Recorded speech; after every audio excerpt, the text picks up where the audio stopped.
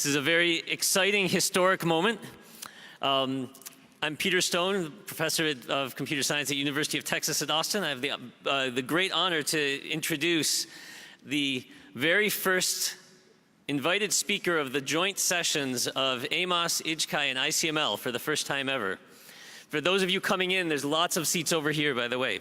So, Joyce Chai is a professor in the Department of Computer Science and Engineering at Michigan State University, where she was awarded the William Beale Outstanding Faculty Award in 2018.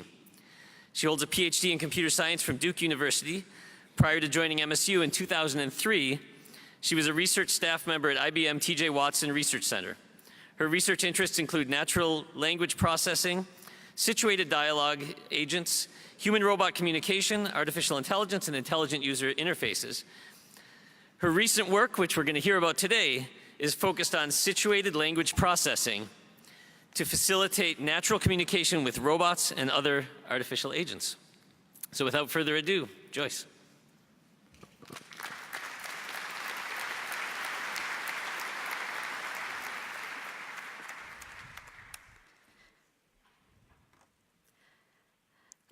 Good afternoon.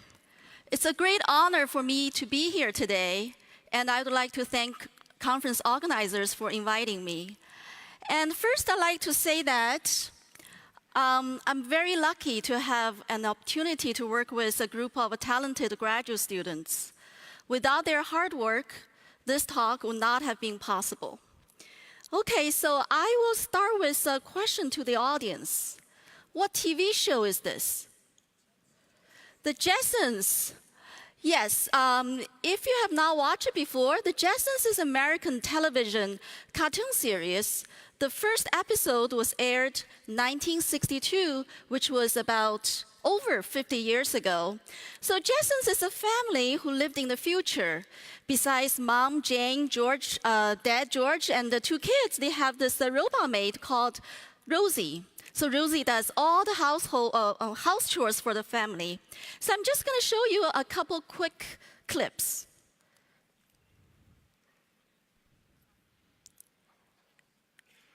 Well, we do have one old demonstrator model with a lot of mileage. Rosie! Coming, sir. Here I am, sir.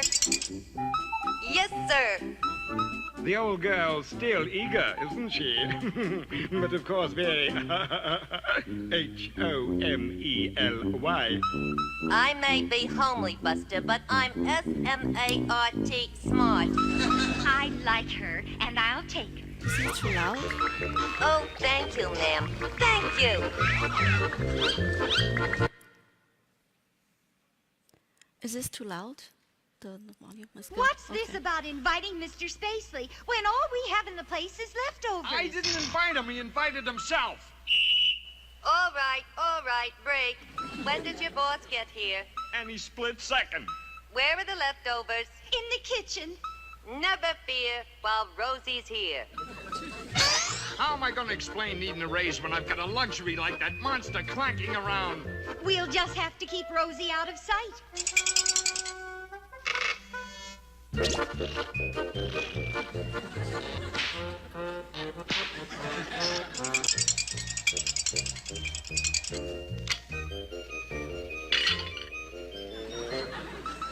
Come and get it.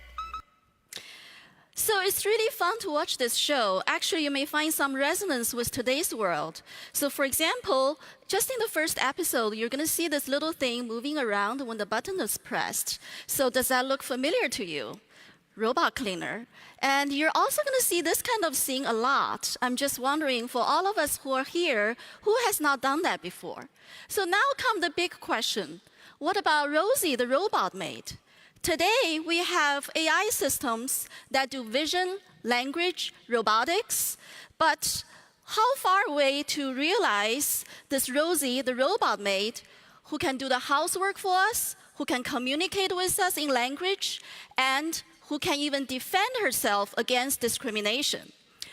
The truth is, despite tremendous advances in AI technologies, we are still far from having Rosie the robot maid. However, the progress has been made. 15 years ago, when I started my NLP group, I would not have dreamed of having physical robot in my lab. And today, my students and I had opportunities to work with a few different kinds of robots. So the availability of robotic infrastructure, recent advances in computer vision and machine learning have really paved the way for us to study language communication with robots.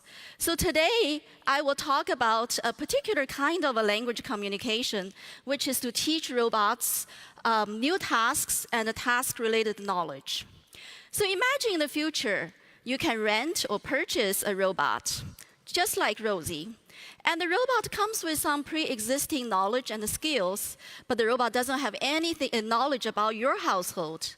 There may not be large amount of data available, and you may not want to wait for the robots to explore the environment by itself. Certainly, you don't want to risk the potential damage caused to your kitchen, and you're not a technical expert who can program the robot.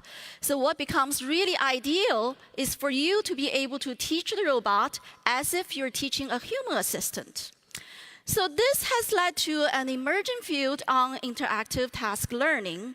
So part of which is to address how to teach artificial agents new tasks through natural interaction and communication. And there has been an increasing amount of work in various communities to address this problem. And in general, there are two kinds of interaction that can facilitate transfer of a task knowledge. The first kind is the demonstration of the tasks. The humans can perform the tasks and the robots can learn by observation. Or the humans can provide guidance for the robots to follow and learn from there. And the second kind is the direct specification of task structures, constraints, and properties. And in many cases, interactive task learning involves a combination of these two. And as you can see that, natural language communication plays an important role. Next, I'm going to show you a quick demo where our research assistant teaches our robot how to make a strawberry smoothie. Hello. Hello, I'm going to teach you how to make a smoothie. First, you get the knife and the cutting board.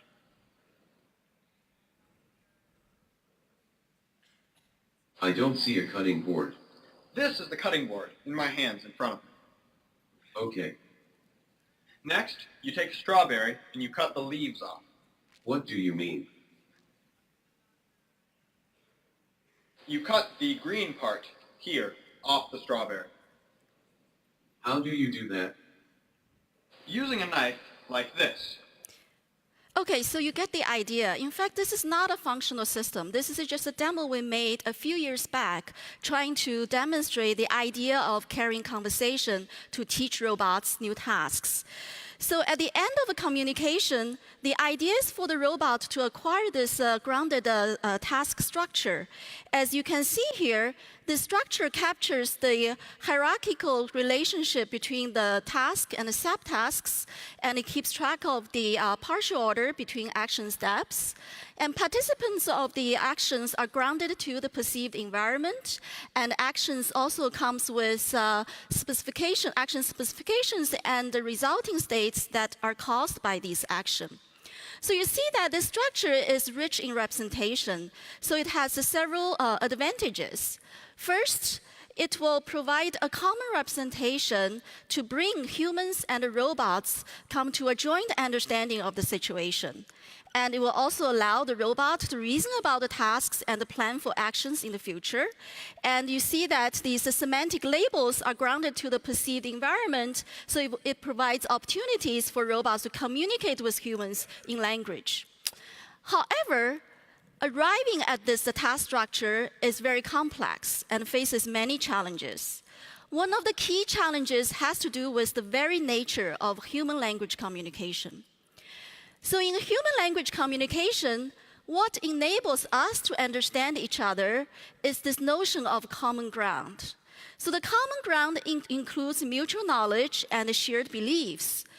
Being perceptual co-presence also supports common ground. For example, we're all here co-present in this joint environment, so we have the same perceptual access to this environment. If there is a loud noise happens in the hallway, and I believe you're going to hear the same noise as I do, then I can use the expression that noise to refer to it, and you would not have any problem understanding me. And common ground also includes shared past experience. If you and I went to a restaurant together last night, and you and I both know that we were there at the same time, then I can use that restaurant, and you would not have any problem understanding me. So common ground is key to communication success. When common ground is missing, then the communication between partners becomes extremely difficult. So then let's take a look at what happens in human-robot communication. So humans and robots are co-present in this shared environment. However, they have a mismatched abilities in perception and reasoning. So their representation of the shared environment are significantly misaligned. So even being co-present, they don't have a shared perceptual basis to start with. And then on top of that, humans have a tremendous knowledge about how the world works. And humans can create or generate these instructions to describe actions in their minds spontaneously. But on the other end, the robot has very limited knowledge, so it'd be very difficult for the robot to map that to its own internal representation. So they don't really have a common ground to support their communication. And what makes situation even complex is this presupposition. In human communication, we assume that we share the same kind of a world knowledge. So we don't have to explicitly state every piece of information. So if I tell you these 3 steps, you would not have any problem understanding me, and you'll be able to perform the action. This is because you and I both know that the strawberry has to be put somewhere first in order to be cut, and some tools will have to be involved to cut the strawberry, and the blender has to be open in order to put the strawberries in. However, if you tell the robots these 3 actions, 3 steps, robot doesn't have this same kind of a background knowledge. So it'd be very difficult for the robot to understand what these actions mean and to learn the task structure. So this brings up some important question. What kind of a common sense knowledge is essential for understanding and modeling action verbs in order to help build common ground and bridge the gap of presupposition, and then how to acquire such knowledge? So with these 2 questions in mind, for the rest of this talk, I will share with you some stories about these concrete action verbs. And particularly, I will talk about 3 problems: grounding language to perception, to action, and action effect prediction that is important for task learning. So in grounding language to perception, I'd like to say a few words about verb semantics. So in linguistics and computational linguistics, verb semantics are often captured by frames. So these frames specify key ingredients that allow the understanding of the situation involving that particular action. So these key ingredients are often called semantic roles or verb arguments. So for example, the frame for the verb take specifies the taker, things taken from, and things taken to.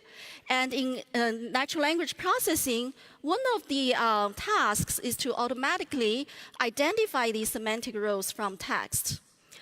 If we want to support language communication with robots, we have to take one step further. So we have to ground these arguments to the physical environment. And if you notice here, the agent and the destination are not explicitly specified. This is an instance of a presupposition, but in this case, they can be implied from the vision. And we call these implicit arguments.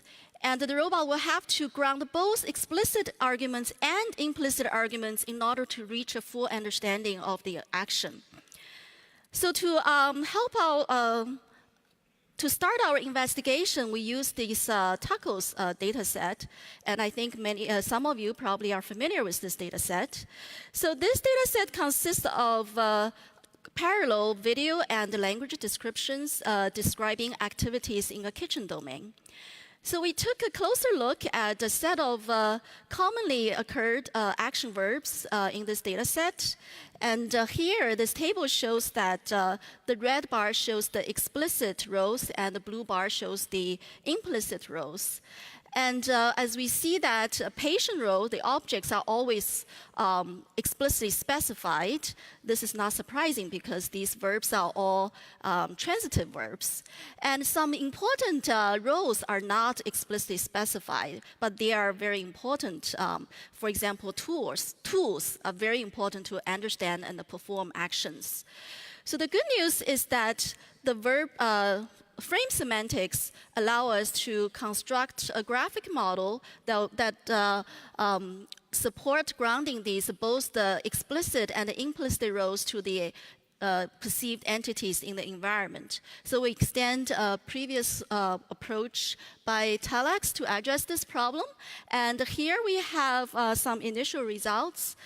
The light blue bars is just the grounding performance from the annotated division. So we manually annotate a part of the data in terms of the bounding boxes, object track, object labels. And the dark bars here, the results from automated vision. And this is a collaboration with Song Chunzhu's computer vision group at UCLA, and Cai Mingxiong applied the state-of-the-art computer vision techniques to process this data. And as we can see that vision processing still faces many challenges, especially in unconstrained environment. So then the question is there any kind of a knowledge, from the language we can use to help the agent to actively perceive the environment and to better ground language to perception? So let's take a closer look at what happens to the world when these action verbs are used. So he takes out a cutting board. The location of the cutting board changes. She rinses the cutting board. The residuals on the cutting board disappear. She peels the cucumber, peels the cucumber, the color appearance of the cucumber changes. She cuts the cucumber become multiple pieces from one big piece. So we humans actually have this kind of knowledge about how the world changes given a particular verb. And in fact, if we don't even see the scene, we can anticipate, what change will happen to the objects of the verbs. Linguistic studies have also shown that concrete action verbs often denote some change of state as a result of action. But however, there wasn't any prior work that took a closer look at detailed dimensions of state change that can be associated with the concrete action verbs. So we took an investigation, took a look on this problem, and our question is whether we can model these causality explicitly, and whether such causality modeling can allow the basically provide some higher-level guidance for the robot to actively perceive the environment and ground language to visual world. But the one problem is we really don't have any data to start with, because this kind of a knowledge is so fundamental and pre-assumed among humans. We don't see that in any of the communication. So instead, we use the crowdsourcing study. We give the crowd a set of verb-noun pairs and the corresponding videos, and we ask the crowd to describe in language what kind of a change might happen to the objects of the verb. So from there, we collect a data set of action, effect, description. As we examine these verbs, we notice that these result verbs actually specify some movement along certain scale. So this has a similar behavior as the gradable adjectives or scalar adjectives, because their semantics is defined in terms of a scale system. So then, motivated by this typology for adjectives, we identified 18 dimensions of a change, which can be potentially perceived from the environment. So since they can be perceived, the idea is we probably can design some kind of perceptual detectors that would actively look for those changes. So given a verb and its causality knowledge, it can trigger the perceptual detectors. And here we're mainly looking at visual detectors that will allow the agents to perceive the environment. And we incorporate this into two approaches. One is just the knowledge-based, ground the arguments to the objects that are compatible with these visual detectors. And the other is model these detectors as the intermediate features in the graphic model. And this chart shows some of the results. So the blue bars here are the results from the graphic models which don't use any causality modeling. And the red and the green bars are the result from the causality modeling. As we can see that, okay, the causality modeling actually helps here, improves the performance. But then you may ask, okay, great, if a verb has a known causality labels, okay, then you can trigger these detectors. What if the robot encounter a new verb-noun pair, okay, which the robot doesn't have any knowledge about? Can the existing knowledge base help to predict the new causality labels for the new verb-noun pair? So to address this question, we did additional experiment. So our assumption is that if the new verb-noun pair appears in the same context as the verb-noun pairs in the knowledge base, then it's very likely they share the similar kind of causality labels. So based on this assumption, we just use the GloVect to capture the verbs and nouns and just train a very simple MLP for multi-label classification. And these results based on the close to 800 verb-noun pairs we studied. And the results show that for a new verb-noun pair, if the verbs and the nouns are already in the knowledge base, there is a decent chance to get the causality labels correct. And also in this particular domain, nouns seem to play more important role. If you know the noun but you don't know the verb, you still have a pretty reasonable chance to get these causality labels predicted. So that's the part on the grounding language to perception. Now comes another question. Suppose the robot can perfectly ground all these verb arguments to the environment. Can the robot perform the action? The question is no, okay? So before I start working with robots, I thought robots are smart. But then after I start working with them and I realize they're not very smart at all, okay? At least some of the robots. For example, for a typical robotic arm, it only knows 3 basic actions: open gripper, close gripper, and move to. And the space of these actions is often defined by some formal language. And if you want the robot to put the apple on the plate, that action will have to be first translated to these primitive sequence of primitive actions. And the heart of that problem is planning. So next I will talk briefly about the second problem, grounding language to action, taking use of the planning.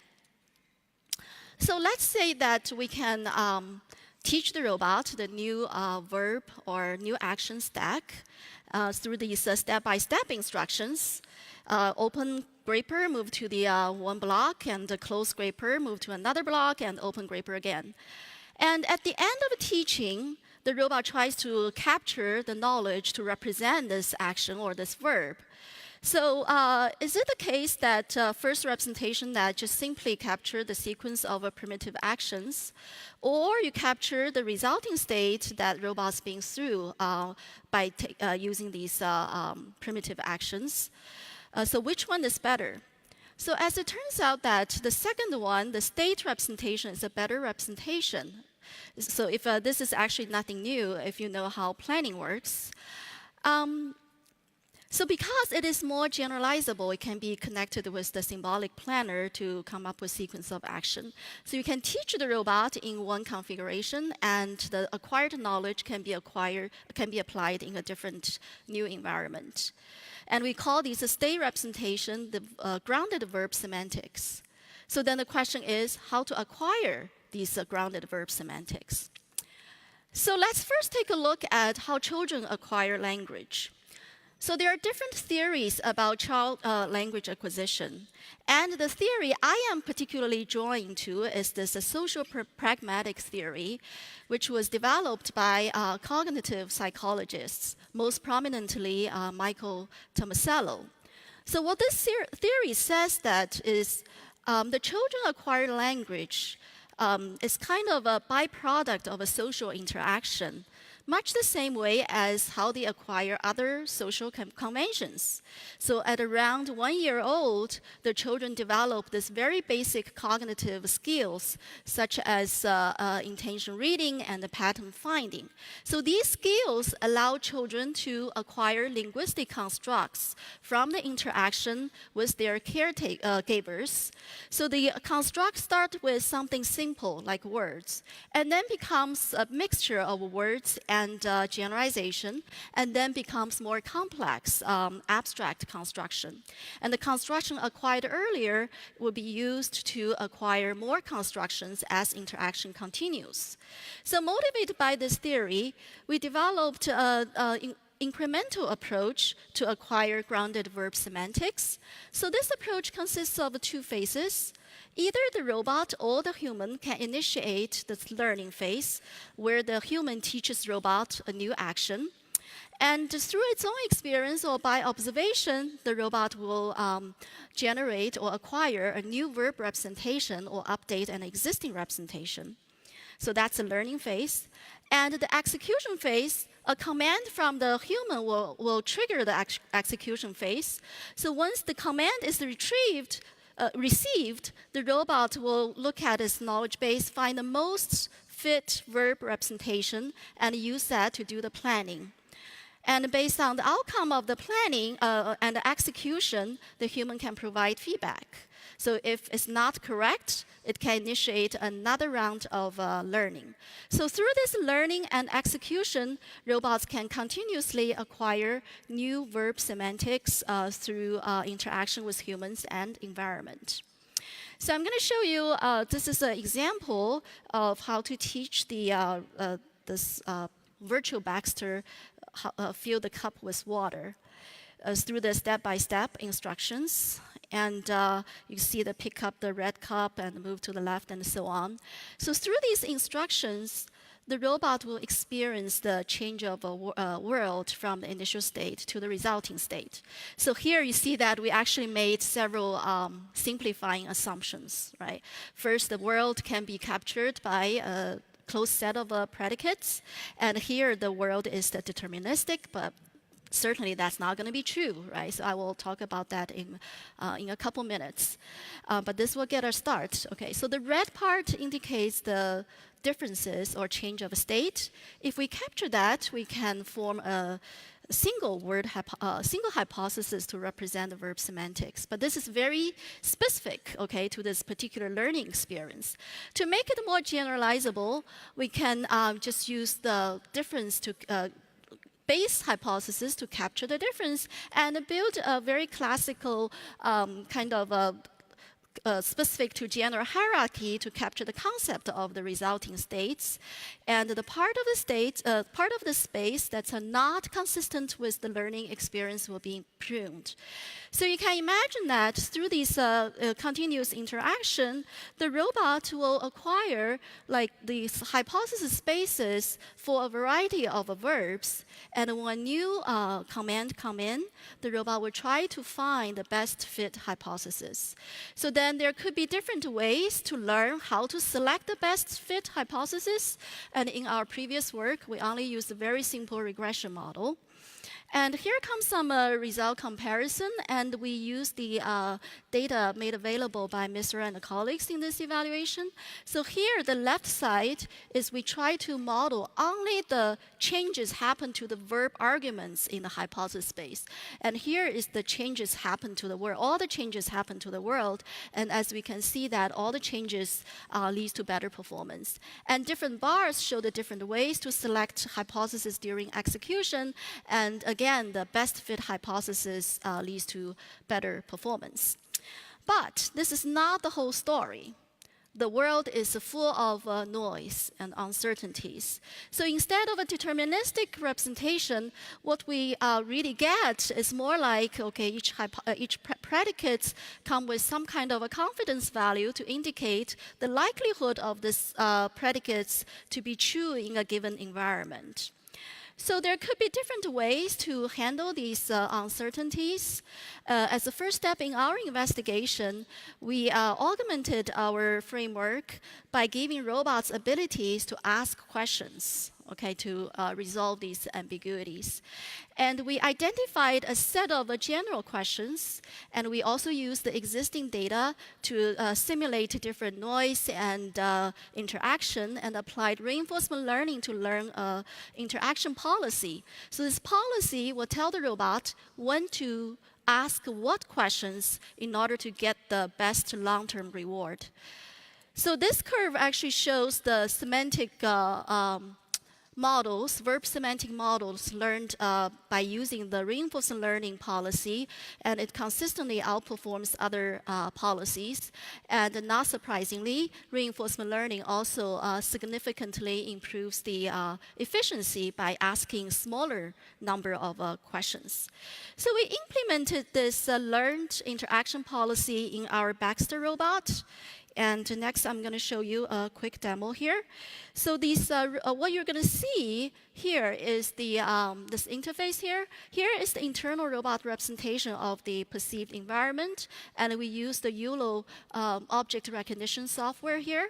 And here are the ambiguities or uncertainties which the robots will carry the question answering to try to resolve.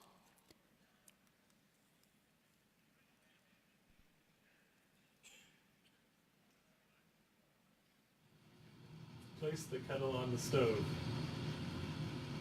I don't know how to do it. Could you show me? Sure. This is how you do it. After the action, the state of the kettle should be on the stove, correct? Yes. Sure, I'll try to reproduce this action. Put everything back and say ready. Ready. I'm going to perform this action. Let me know if it's correct.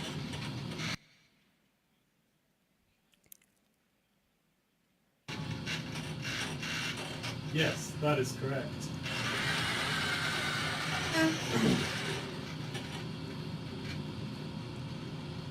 All right.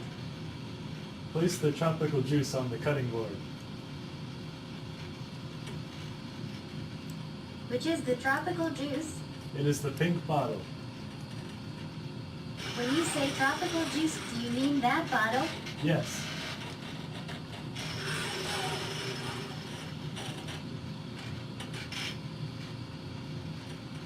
Sure, I will perform this action. Let me know if it's correct.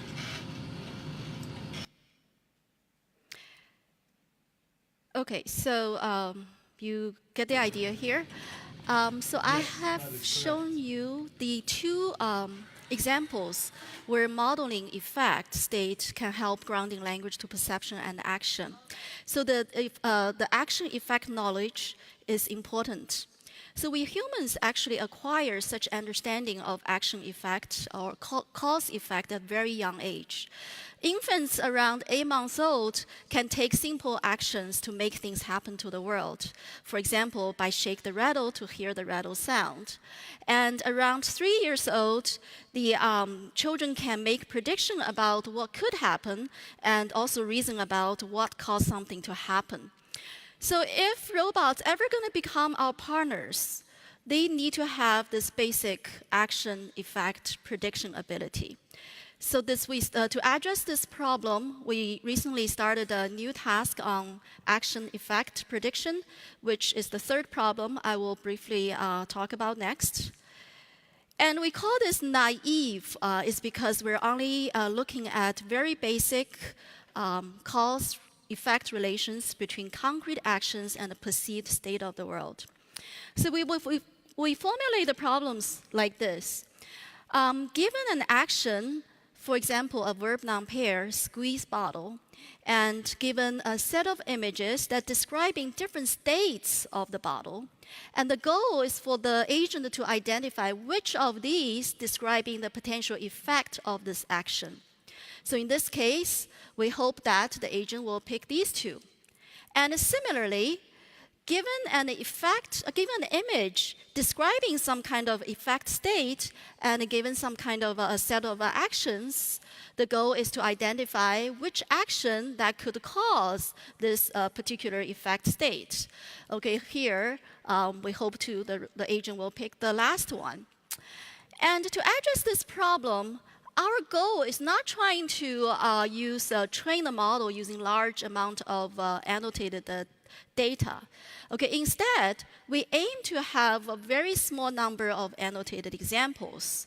For example, given an action, what we need is the effect description and a couple positive examples and the negative examples. The reason we want to have a small number of annotated examples is because we want to be able to allow the humans to teach robots new action effect through communication when new situation arises. So to supplement these annotated data, we also aim to use the web images retrieved based on the extracted effect phrases. So as we know that the web images can be very noisy, okay? So to handle that, we only applied very simple bootstrapping approaches that we put more trust on those images that are more consistent with the seed images. And we create a data set for this investigation, and the annotated information, annotated images mostly used for the evaluation purposes. And here are some of our initial results. Okay, the light is just based on the seed, and the dark bars are the bootstrapping approach. So this shows bootstrapping approach can improve the performance, but however, this is a very difficult problem. There is a large room for improvement.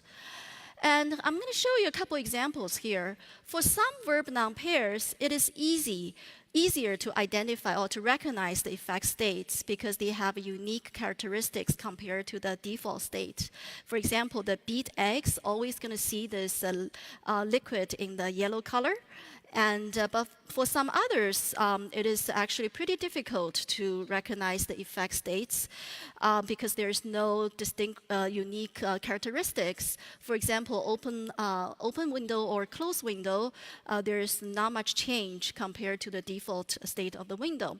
So right now, we're only use the images for this investigation is because it's easier to get the image data. But what this really shows that to study this kind of action effect, we should really look at is a dynamic change and which would come from video, okay, in the future. Okay, so this action effect prediction actually plays an important role in interactive task learning. So for example, during learning new tasks, the robot will encounter new actions it doesn't have any effect knowledge. So the robot can initiate the communication with humans, okay, to either direct requests for the effect descriptions, and then from there we can generate the effect phrases, or the robot can actually go through the action effect embedding space trained from the existing data to generate this, and then this can be used to retrieve the images and then train the model as I described earlier. So we implement this in our interactive task learning system. And again, what you're going to see here is the internal representation of the perception. Here on top of YOLO, we also have the state detector of the environment. And here is the agent's existing knowledge of action effect models. So in this demo, you're going to see that existing knowledge can be used by the agent to reason about the actions and acquire action steps, which are not explicitly specified by the from human language. And also, you're going to see that the new action effect will be learned, acquired, and put into the knowledge base.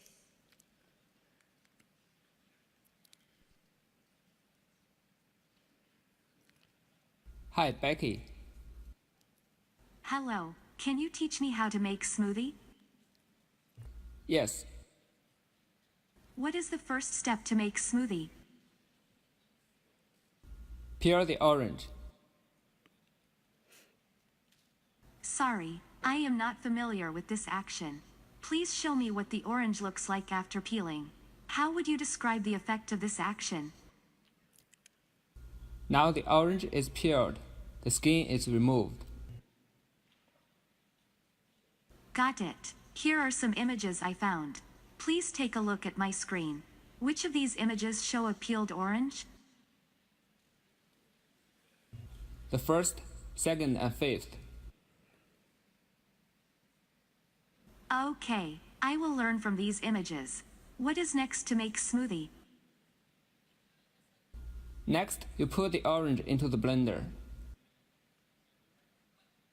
Okay, what is next to make smoothie? Next, you turn on the blender. Did you first close the blender lid?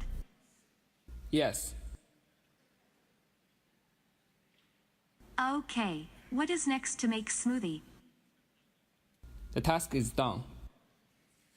Thank you for teaching me. Hi, Becky. Hello, please test if I know how to make smoothie. Okay, what is the first step? Peel an orange. I have peeled an orange. Can you tell which orange it is? This is the peeled orange.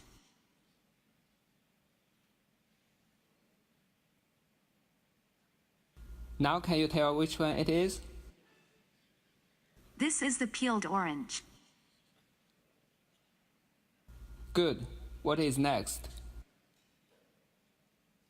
Put the orange in the blender. Shall we turn on the blender? No, first you should close the blender lid. Now shall we turn on the blender? Yes, that is correct. Okay, so here's a quick wrap up. And I have shared with you 3 problems where action-effect knowledge plays an important role for grounding language to perception and action. And what I have discussed mainly was the task learning related to this one single communication with humans. But this is only the tip of the iceberg. There are many directions to pursue. For example, how to leverage data, web, and collective intelligence to acquire this common sense knowledge for communication and collaboration, and how to learn a generalized structure across multiple learning experiences, and how will the communication play in such process, and how to enable learning across multiple tasks, and for example, learning by analogy from communication. And as robots acquire knowledge through their respective experience, now how to enable knowledge sharing among a cohort of robots. So these are only some example questions. The space for supporting learning from language communication is enormous. And I believe this is the exactly community that can address these questions. So here comes my last slide. In the land of science and technology, and we have seen significant advances in these disciplines. And the last 10 years have been extremely exciting for many of these disciplines. However, in the pursuit of artificial general intelligence and to realize Rosie, the robot maid, we still have a long way to go. And the journey ahead will face many challenges. And essentially, we're going to enter this underexplored territory with many unknowns. And so it really will take a multidisciplinary, dedicated effort to jointly explore this landscape ahead, to identify the junctions and jointly build pathways. And particularly for technologies to enable language communication with robots. These are the few things on my wish list. First is the representation. And as I showed in my talk, that common ground plays an important role for the successful communication, then I believe the robot internal representation will have to be rich, sufficiently rich and interpretable, so that they can bring humans and robots together to a joint understanding of the situation. And the second is about learning and inference algorithms. And I think they will have to be incremental and interactive and support lifelong learning from interactions with humans and environment. And I also think that we should provide robots strong knowledge to start with. So that would give so that would require our algorithms to be able to incorporate prior knowledge. Certainly, algorithms will have to handle uncertainties, and very importantly, need to support causal reasoning, because that's fundamental in human decision-making and action planning. And lastly, and very importantly, is this common sense knowledge. So there are various kinds of common sense knowledge, and I believe this cause-effect knowledge is very important. However, it has been less studied. So in this talk, I've shown you the action-effect knowledge related to the physical actions.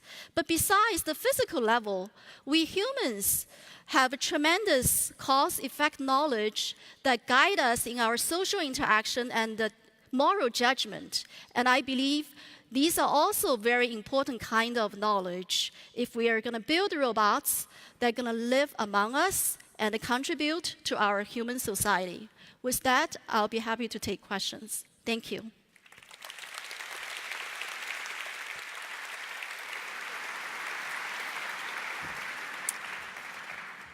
Thank you, Joyce, for this fascinating talk that really does bring together the research from all three communities, ICML, AMOS, and IJCAI. There are two microphones on the sides here. If you have questions, please line up at the microphones.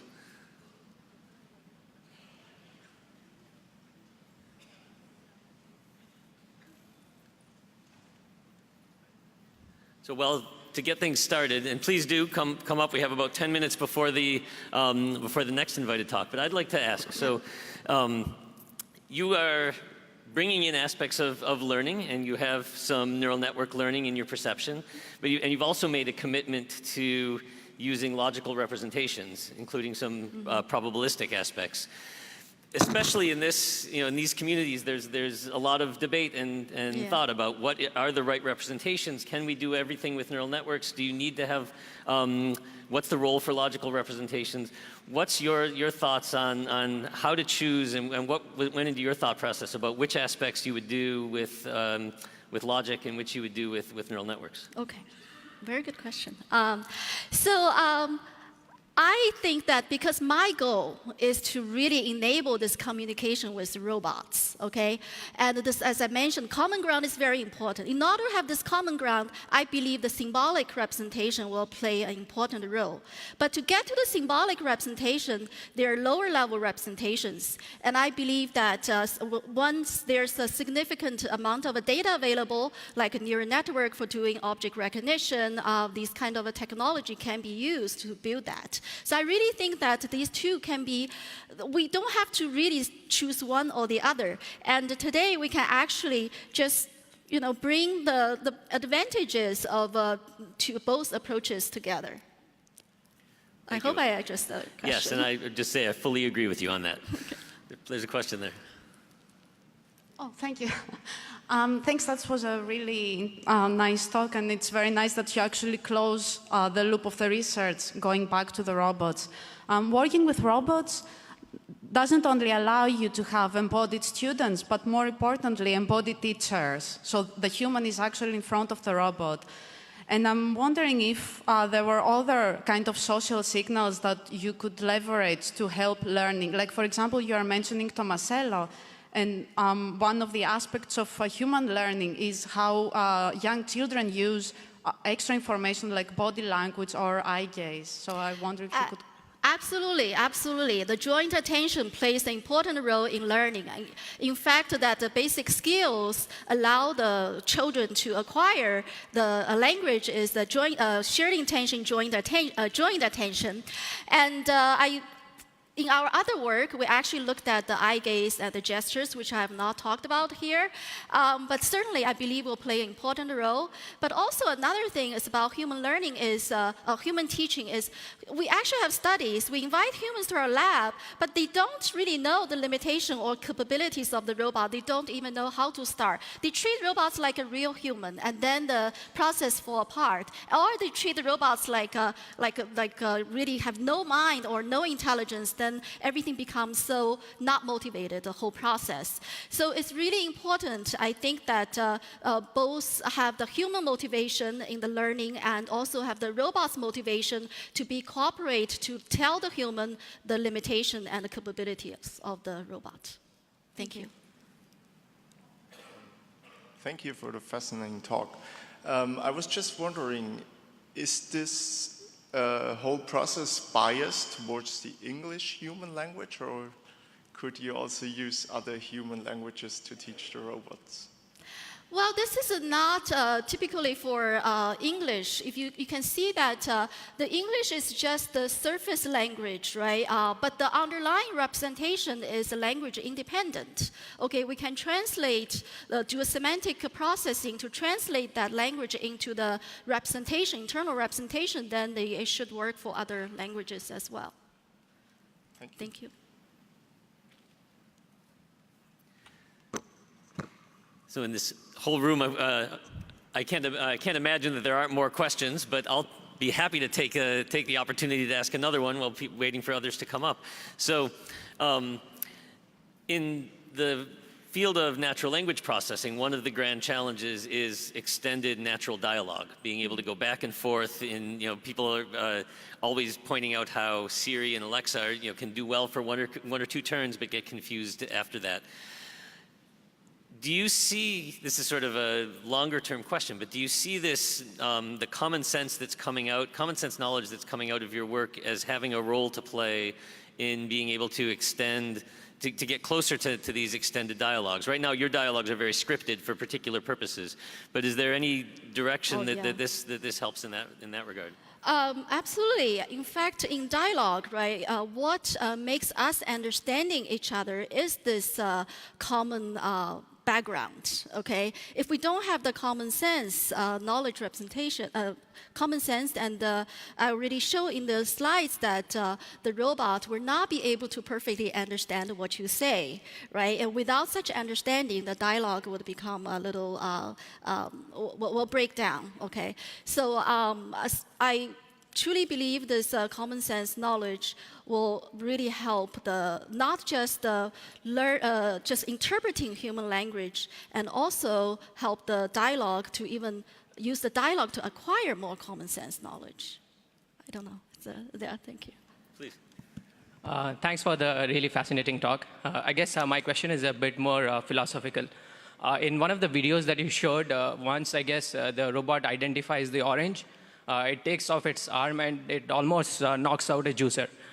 So my question here is that in a simple task like teaching the robot to make orange juice, there are a million little details like you have to specify. Like, okay, even if you identify the orange, make sure you don't break something or something like that. And then there's the question of robot dexterity. So while humans are very dexterous, it has taken us a long time to even achieve the level of dexterity that we have. So even to make like a robot that's really, really good at making juice, even if that's a very small task. So what gives you the hope that we will ever reach the level of Rosie, or even like what do you think of a timeline? Like when can we get a robot that can at least make juice perfectly without like mentioning every single detail? Yes, I wish I could answer your question, but I can't, okay? And I think that this roboticist, maybe Peter can help me answer this question in terms of the manipulation, when we can have the robots that can actually, really make smoothie. In fact, right now, we're not really making asking robot to make the smoothie. So it's, as you see that we're completely based on the understanding of the action. There's no manipulation involved because we don't know how to handle that. Okay, is that okay? Hi, thank you for the very interesting talk. I'm wondering in your action pair, if you consider using other noun-verb pairs to help with that current task. It seems really specific to what you're asking it to do.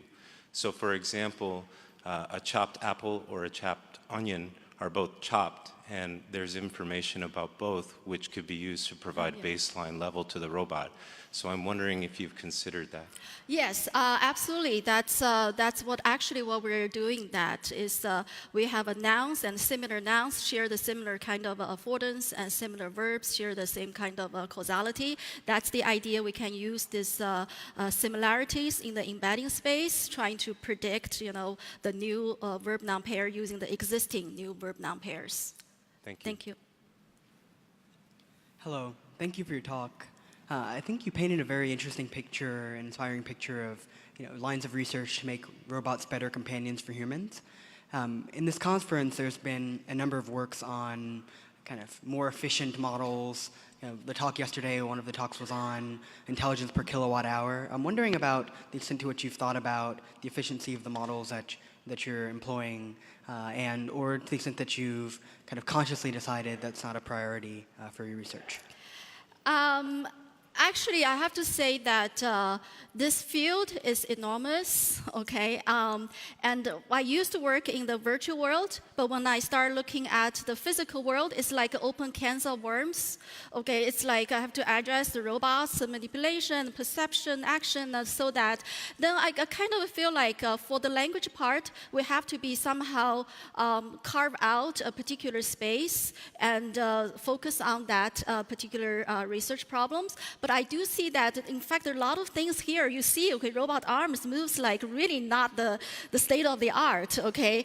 But I really would like to be able to collaborate with roboticists and, to solve these kind of problems. But right now, it's a conscious decision that we want to mainly focus on the representation in the language. Yeah. Thank you. Thank you. Hello, thank you for the talk. I would like to ask about the following. So, for teaching the robot, we need a human. And I'm busy, I don't want to train my Rosie. And also having the human teach the robot has the other problem that I see, that a lot of work actually focuses on translating human language to a representation or a set of states that the robot understands, right? So I would like to hear your comments on approaches such as a robot learning from a robot, such as we've seen actually recently on games.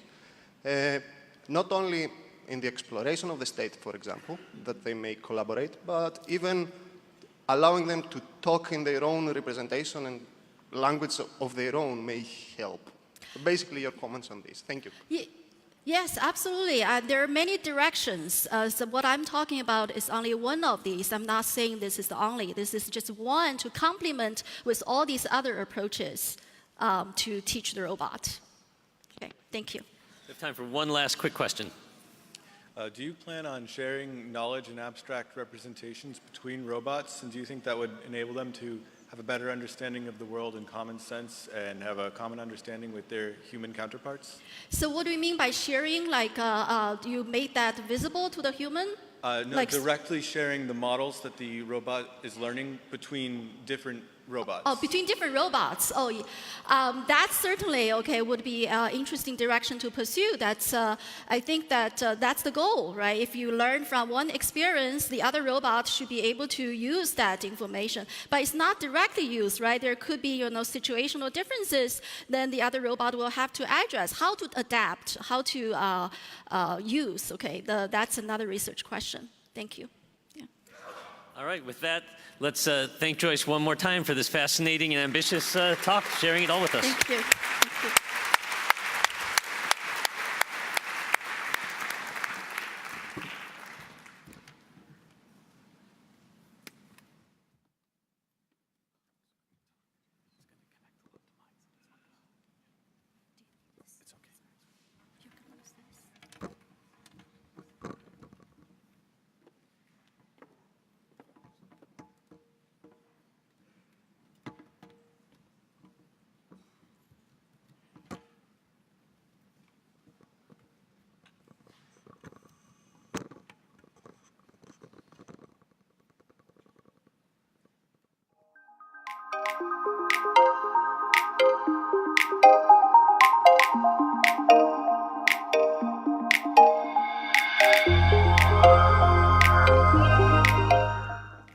So please get seated. So I'm Francis Bach, this year's ICMA General Chair. It is my great pleasure to welcome our second joint invited speaker. So George Tenenbaum is a professor in the Department of Brain and Cognitive Sciences at MIT.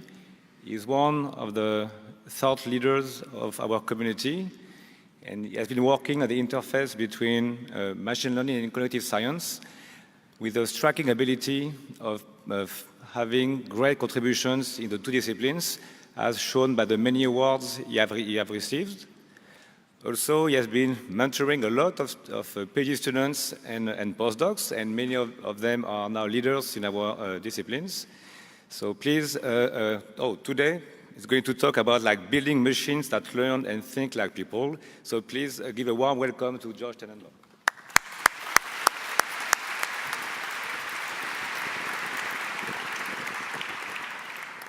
Okay, thanks for that introduction, wonderfully generous introduction, and thank you to the organizers for this great opportunity to be here, and also to the last speaker. I think you're going to see a number of common themes in the talk I am going to give.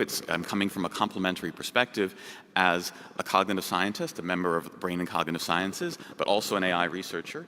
But you're going to see, I think, again, it's interesting. I think one way to put it is if you try to come up with talks that connect these three different communities, maybe it's inevitable what we'll come to. All right, so I'm going to be talking about building machines that learn and think like people. And in particular, I'm going to be talking about research that we've been doing at MIT and with a number of other colleagues and other institutions in the Center for Brains, Minds, and Machines, and also as part of this new institute-wide initiative at MIT that we call the Quest for Intelligence. I'm going to be talking about the work of a number of current students and postdocs, as well as some alums and faculty colleagues. I tried to list most of the key people here. If I forgot your name, I'm sorry. I'm going to try to, it's a lot of work here, and I'm going to try to single out, as we go along, the really key project leaders. And I just have to say I've been incredibly lucky to work with all of these people on what, to me, are really the most exciting questions we could be thinking about. It's an amazing time to be asking these kinds of questions in between the cognitive sciences and engineering, because we have all around us AI technologies, right? But in a very real sense, we don't have any real AI. What I mean by that is that we have machines that do things that we used to think only humans could do, and they do them very well. Sometimes they beat the world's best.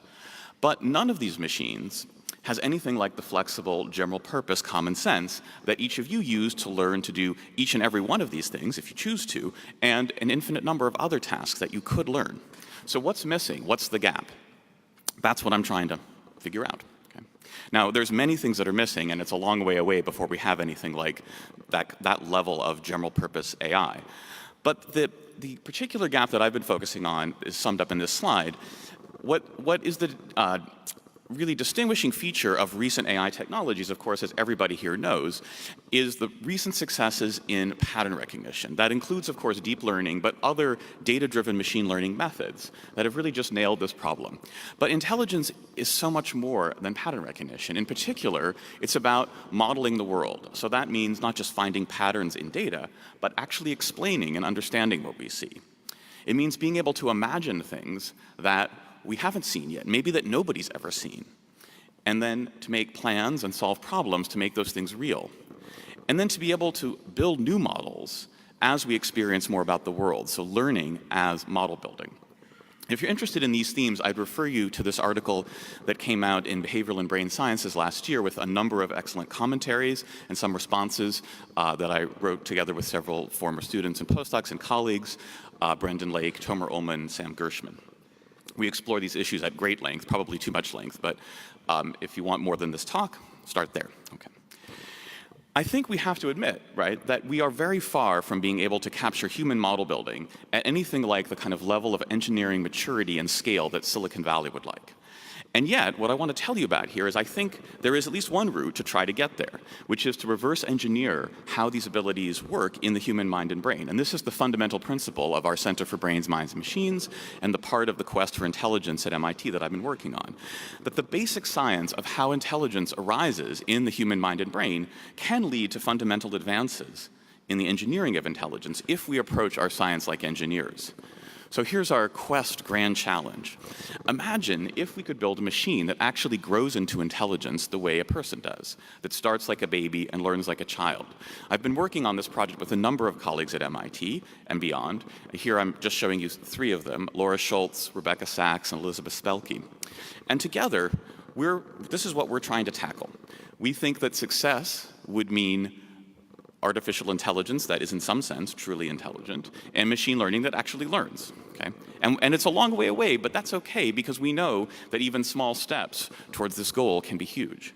So consider the history of deep learning and reinforcement learning. Just here's a few snapshots. Some of the original papers where the basic mathematics of these world-changing algorithms were first published. I just want to draw your attention to when and where they were published. They were published decades ago, in the 1960s, 70s, and 80s for the most part, in journals of psychology or computational neuroscience or general science journals like Nature. These were papers written by, some of them were by mathematicians, physicists, psychologists, engineers. In each case, these are small steps, just trying to give some basic mathematics of some of the simplest learning processes in animals. Think Pavlov's dogs. But what we've seen is that these small steps, when engineered at scale, can change the world. So think what we could do with the next small steps, especially if these were small steps about actually trying to understand how human children learn. Now, this is probably the oldest idea in AI. It was, among other things, introduced here in Alan Turing's famous paper, where he also introduced the Turing test. This paper, published in 1950, well preceded all of these other papers I showed you there. And it's been championed by many others for good reason, right? Human children are the only actual known scaling route to human-level AI in the known universe. They're the only system we know that reliably, reproducibly, demonstrably grows into a human intelligence, starting from something less than that. So if we could engineer that or understand how that works in engineering terms, well, what other route would we need? Now, of course, we all have to ask, if it's such a good idea, why hasn't it worked yet? And I think, to be honest there, we have to say that it's really only now that all the relevant fields are, I think, mature enough to talk to each other.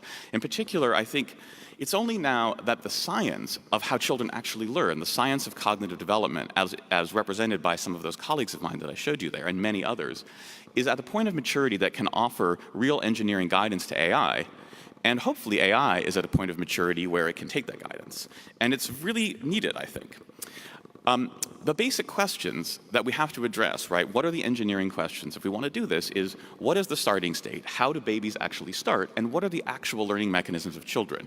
And you could be incredibly brilliant, like Turing, but unless you study the science, all you can do is presume how these work. And Turing, as brilliant as he was, presumed wrong, and he was quite honest about it. He didn't know, right? So to just highlight a line from his famous paper, presumably, the child brain starts out something like a notebook as one buys it from the stationers, rather little mechanism and lots of blank sheets.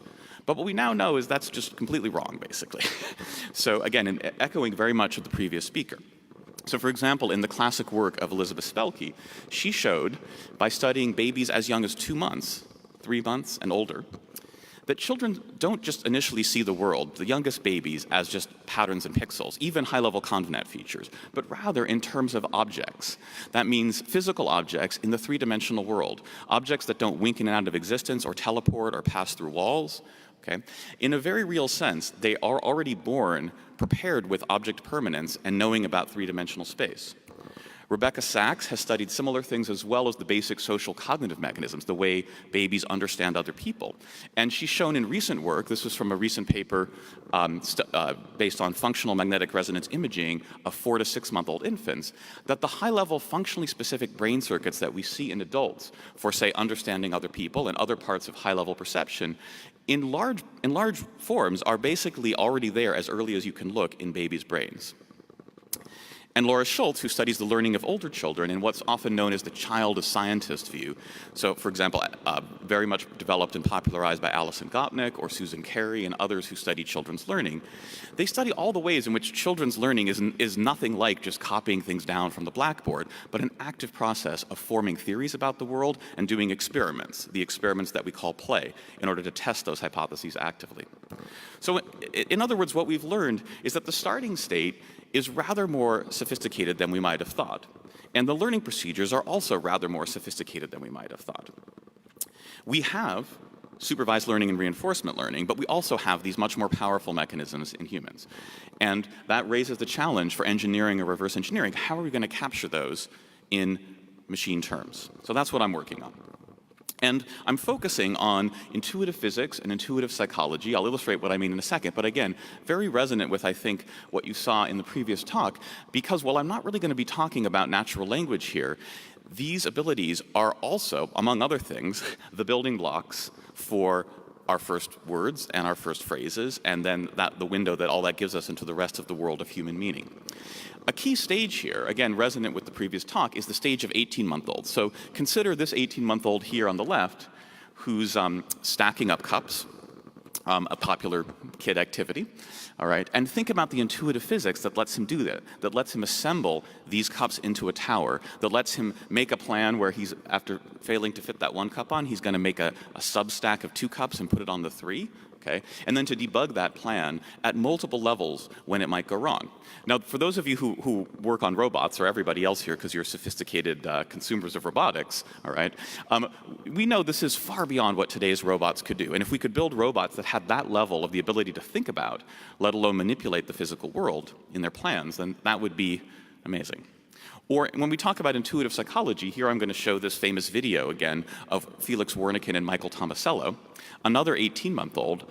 And what you'll see here, the subject of an experiment, now this is a famous experiment where there's that kid in the back, the 1.5-year-old, okay?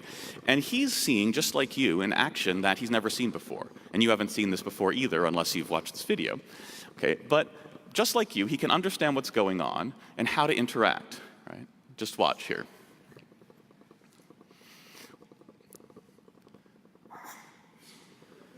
It's amazing, right? So think about the common sense that has to be going on inside that kid's head to be able to do that, all right?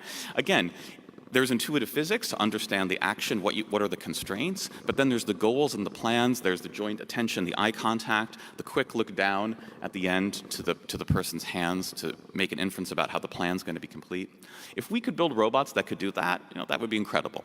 Okay, so again, far away, but that's where we're trying to get to.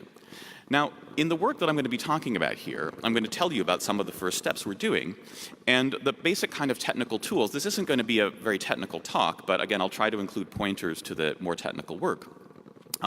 But just to highlight some of the tools, one is the idea of probabilistic programs. Okay, these are a new generation of AI programming languages, and like I'd say most of the rest of AI, having the right programming language is by no means sufficient to make progress, but it is often necessary or extremely valuable. So think about how much TensorFlow or Torch or PyTorch have contributed to deep learning.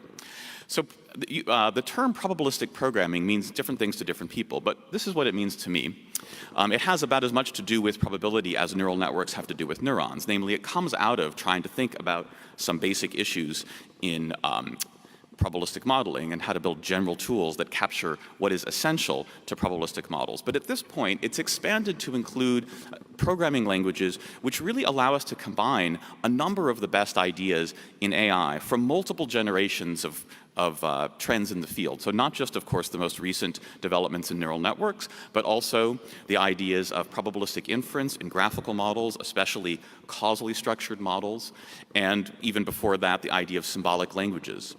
These tools, the tools for abstract reasoning and composition that you have in symbolic languages, and the tools for reasoning under uncertainty, for grasping causal structure, and then in hierarchical probabilistic models for being able to learn flexible inductive biases and learn to learn, combined with advances in neural networks and deep learning for pattern recognition, are incredibly powerful when they come together. And I think if there's any technical message to take from this talk, it's that we shouldn't have to, and really we must not feel forced to choose between the power and advantages of these ideas, but rather develop frameworks that allow us to combine their strengths. And at this point, there's a number of exciting probabilistic programming languages.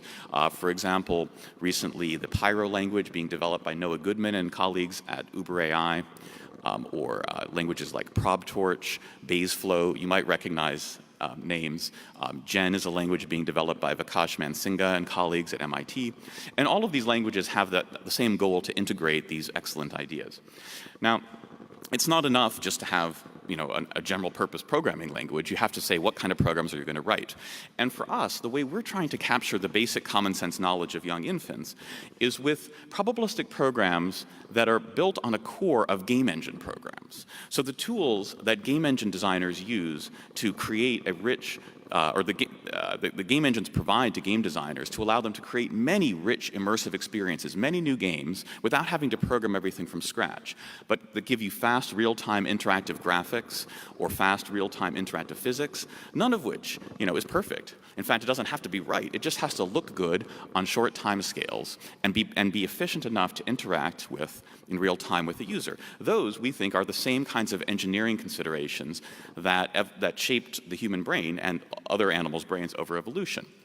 And we think that to a first approximation, the tools of game engines can describe in some way, okay, not too literally, but in some way, what evolution has given us as far as these common sense modeling abilities. Okay? That also extends to what you might call simple kinds of game AI, or tools for allowing non-player characters to interact with the player by having some kinds of perception and planning abilities. So, I think many people at this point in AI and robotics and machine learning use game engines to generate training data for machine learning methods, right? But our suggestion here is that there's a game engine in your head, that these tools are not just a way to make a simulated world, but to capture the way your minds simulate the actual world. By wrapping these game engine programs inside probabilistic inference frameworks, that's how we're going to try to reverse engineer these capacities here. Okay? Another way to put it is if you want to understand the arrows on this diagram, you could interpret this, for example, this intuitive physics sketch over here as something like a hidden Markov model. But there's no way you could capture it with the standard tools of hidden Markov models, fixed finite dimensional state vectors, or transition matrices, or observation matrices. Rather, we use the tools of game graphics and physics engines to make these thick arrows have the right kinds of abstract properties to capture the real causal structure of how graphics and vision and physics works. So for the rest of the talk, I want to show you how we're using these tools to try to answer these two questions. First, how do these systems work, and then how are they learned? Okay. For a talk at ICML, there's only going to be some learning here, but I think it's important to understand what is learned before we can talk about how to learn it or how to learn with it. So let's talk about intuitive physics, for example.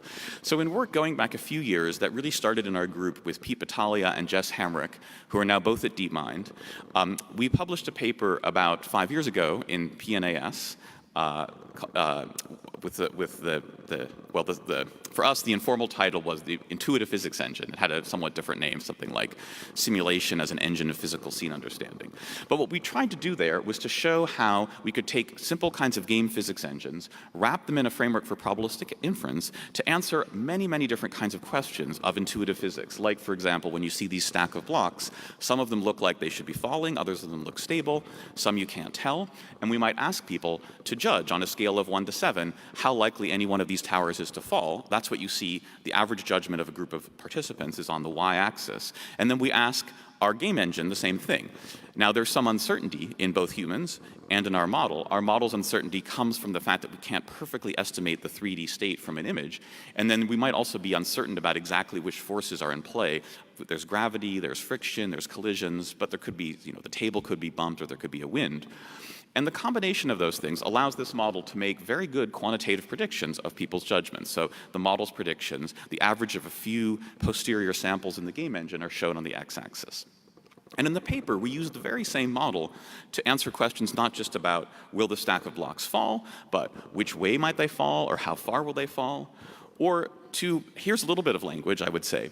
Suppose I tell you that the gray stuff is 10 times heavier than the green stuff. So I can just tell you that in words. And there's a language interface to your game engine program. So you can set the mass or the density of one material. And then that's going to change how you make predictions. So here you see, for example, two geometrically identical towers. But because they're colored differently, and if you know that the gray stuff is 10 times heavier, you'll think one will fall one way and the other will fall the other way. And both people and the model make similar predictions. Or you might make inferences backwards. So if these scenes, which might look to you surprisingly stable, if I say, well, maybe the red stuff or the yellow stuff is a lot heavier than the other, can you tell from looking at these which one is it? So the same models can do that too. Let me just show you one of the more unusual kinds of inferences that we studied in this paper, because it shows you how having these kinds of probabilistic simulation tools allow you to answer questions not just like, will the stack fall, which again, we've all had lots of experience with and maybe could use a pattern recognition approach for, but a question that, unless you've seen me give this talk before or read the paper, you've probably never thought about. So here's a task. I'm going to give you this task not through a data set, but through English. Okay? And the question is this: what if this table is bumped hard enough to knock some of the blocks onto the floor? Is it more likely to be red or yellow blocks? So let's make this interactive. So you guys tell me, red or yellow? Okay, red. You got to be loud so I can hear you in this big room. Okay. How about here? Here.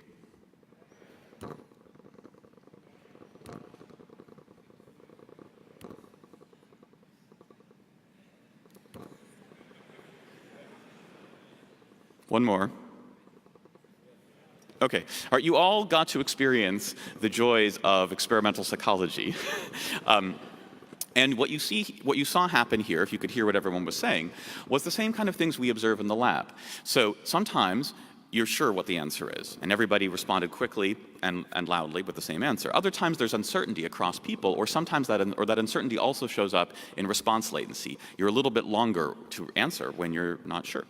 So what's going on inside your head to be able to answer that? Well, we capture this with the same kind of model that I just showed you, and we can get basically about the same quantitative accuracy on this task as we did on the much more familiar task of how likely is this stack of Jenga blocks to fall. And the way we capture it is by doing something like this. Here's a little window into one of these simulations. Let's see if I can click this thing here. So here I'm just showing you a small bump of the table in our game engine. And here's a big bump. Now notice, of course, that at the micro level of all the individual blocks, different things happened each time. But at the level that matters for intuitive physics, for the judgments I'm asking you, exactly the same thing happened. Namely, all the yellow blocks went over and few or none of the red blocks. And also note that to answer this question, you don't have to run the simulation for very many time steps. So even just a few time steps, so I wanted to stop it there, even just a few time steps like that, or here, even just a few time steps, that's enough to answer the question, to make a reasonable guess. And it doesn't have to be a very high fidelity simulation, and there's no way that you're going to run a high fidelity simulation for this highly nonlinear system over more than a few time steps. But just a few low fidelity samples are enough, maybe even just one, to make a reasonable guess. So that's the basis of this system. And it's built without any learning at all. I'm not saying that there isn't learning involved in building it in a human child. We'll come to that in a little bit. But the point is that the same system can be queried to answer an endless array of questions, just like your mind. And that's using the tools of this probabilistic simulation program. Okay. Now, what about on the intuitive psychology side? So here, we're building on tools that are very familiar to everybody in this room. In fact, many of you helped to develop them originally. It's the basic idea that, again, is grounded in early developmental psychology of what's sometimes called the principle of efficiency, or has been developed, or principle of least effort, or has been developed recently by several developmental psychologists that I work with, Julian Hara-Edinger, Laura Schultz, and others, and Hyo Guan, in what we call the naive utility calculus. But the basic idea that from very early, with some evidence even again as young as 3 months, babies understand that when people act in the world, especially when they reach for things or move around in space, they're trying to act efficiently. They're trying to, in some sense, maximize an expected utility function that takes into account the rewards of getting their goal and the costs of their actions. And that basic cost-benefit calculus can be, that's effectively the metric for a planning function, and then that provides the basis for inverting the plan to observe actions and work backwards to infer an agent's beliefs and desires. And in a number of studies going back 10 years or so in our lab, we've basically taken the idea of, taken state-of-the-art robotics tools or AI tools for probabilistic planning, embedding them in a Bayesian framework, which the tools of probabilistic programming let us do and make formal. And then that becomes models of action understanding as we work backwards to make Bayesian inferences about the beliefs and desires that explain actions. I'll just show you 2 examples of that, 2 of the nicer recent examples. So one is from some work that Chris Baker and Julian did together with me and Rebecca Sachs. This is what we call the food truck scenario. But it's just one scenario in what we studied in a paper that was called Bayesian Theory of Mind, where we're basically taking a POMDP, partially observable Markov decision process as the model of planning, and then saying, okay, well, if we assume that we're seeing an agent solving one of those POM-DPs, can we work backwards to infer their reward function as well as their initial belief distribution? But both the reward function and the beliefs are highly structured around a common sense representation of physics. So to be concrete, imagine this scene here. This is a snapshot of, let's say, your local university campus, where if it's like my university, many people often go to get their lunch from food trucks that come and park in different places on campus on different days, and you go to your favorite truck or somewhere else if that one's not there or closed or the line's too long and so on. Okay. So in this particular part of campus, there are 3 trucks that come on different days: the Korean truck, the Lebanese truck, and the Mexican truck. And there's 2 parking spaces, which are shown in yellow. And so you can see that on this particular day, the Korean truck is down there in the bottom left, and the Lebanese truck is there in the upper right. Okay, but on different days, it could be different trucks, Mexican truck, or the spots could be empty and so on. There's also a building in the way, and our friend comes out of this building where they work, and they only have line of sight perceptual access. So we know that. So they can only see, for example, the near spot. Now, what do? Well, they walk past it, around to their side, where now they can see the Lebanese truck there, and then they turned around and go back to the Korean truck. So the question, which we ask people, I'll ask you, is which is our friend's favorite food truck? Korean, Lebanese, or Mexican? You guys tell me. Very good, Mexican. Okay, so that is, how interesting is that, right? I think it's very simple, but it's very interesting because the Mexican truck isn't in here at all. It's not like, I mean, if you see me, reaching for a cup of water, of course, you might think, well, I just want a cup of water.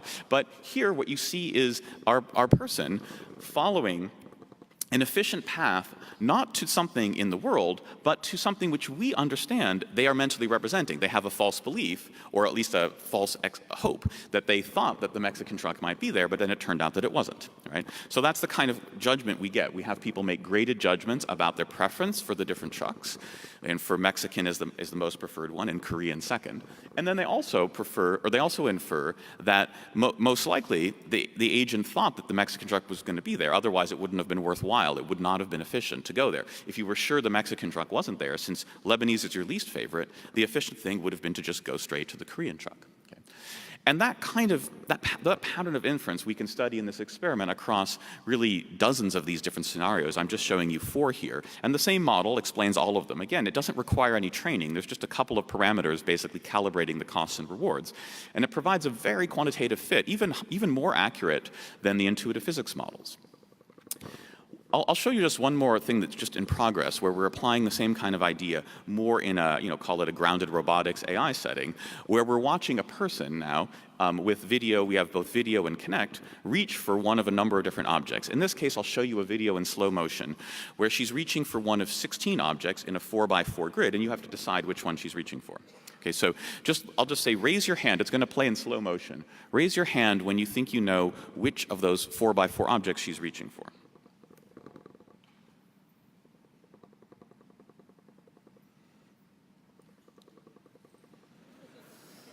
Okay, there's all the hands went up. All right, so yeah, you saw there was an initial wave of confidence. Some people weren't sure, and then everybody's hand went up. Okay, so roughly like that dashed black line there. Now that's not data from our experiment. That's the predictions of our model. How does that work? Well, we have a causal generative model, which is based on the Mujoko physics engine, which again, many of you know and use. But this is a physics engine designed for multi-jointed, even whole body humanoid motion planning and object manipulation. Okay, and it's very natural with that tool to express in the forward causal direction, the most efficient path towards any of these targets. So then we can embed this in a Bayesian framework for inference by just considering all the different hypotheses and seeing which one best fits the data. So the bars there show you the Bayesian posterior, which is exactly what you saw as the basis for those dashed lines. Now, if all we were doing was reaching for objects on the tabletop in front of us, of course, there might be simpler ways to do that using just low-level motion cues. But consider all these other kinds of activities. Like, for example, if somebody starts from a sitting position, you might see that you can figure out a lot about what they're reaching for before they even start to move their hand or their arm, just by how they move their body or torso. Or consider this guy over on the right there. That's Tao, one of the collaborators here. You'll see him doing a rather weird thing. Maybe you can see what he's reaching over if you if you can't tell what he's reaching over, you know he's reaching over something. But still, you can figure out that there's some weird constraint, but you can figure out what his goal is even before he gets to it. Okay? And the same model can explain those things because they're all about physically efficient action with your whole body subject to the constraints of the visible constraint of the table, or maybe the invisible, that's a glass plate. Okay, no computer vision system, if we're just trying to do a bottom-up vision system, is going to detect that glass plate because it's literally invisible.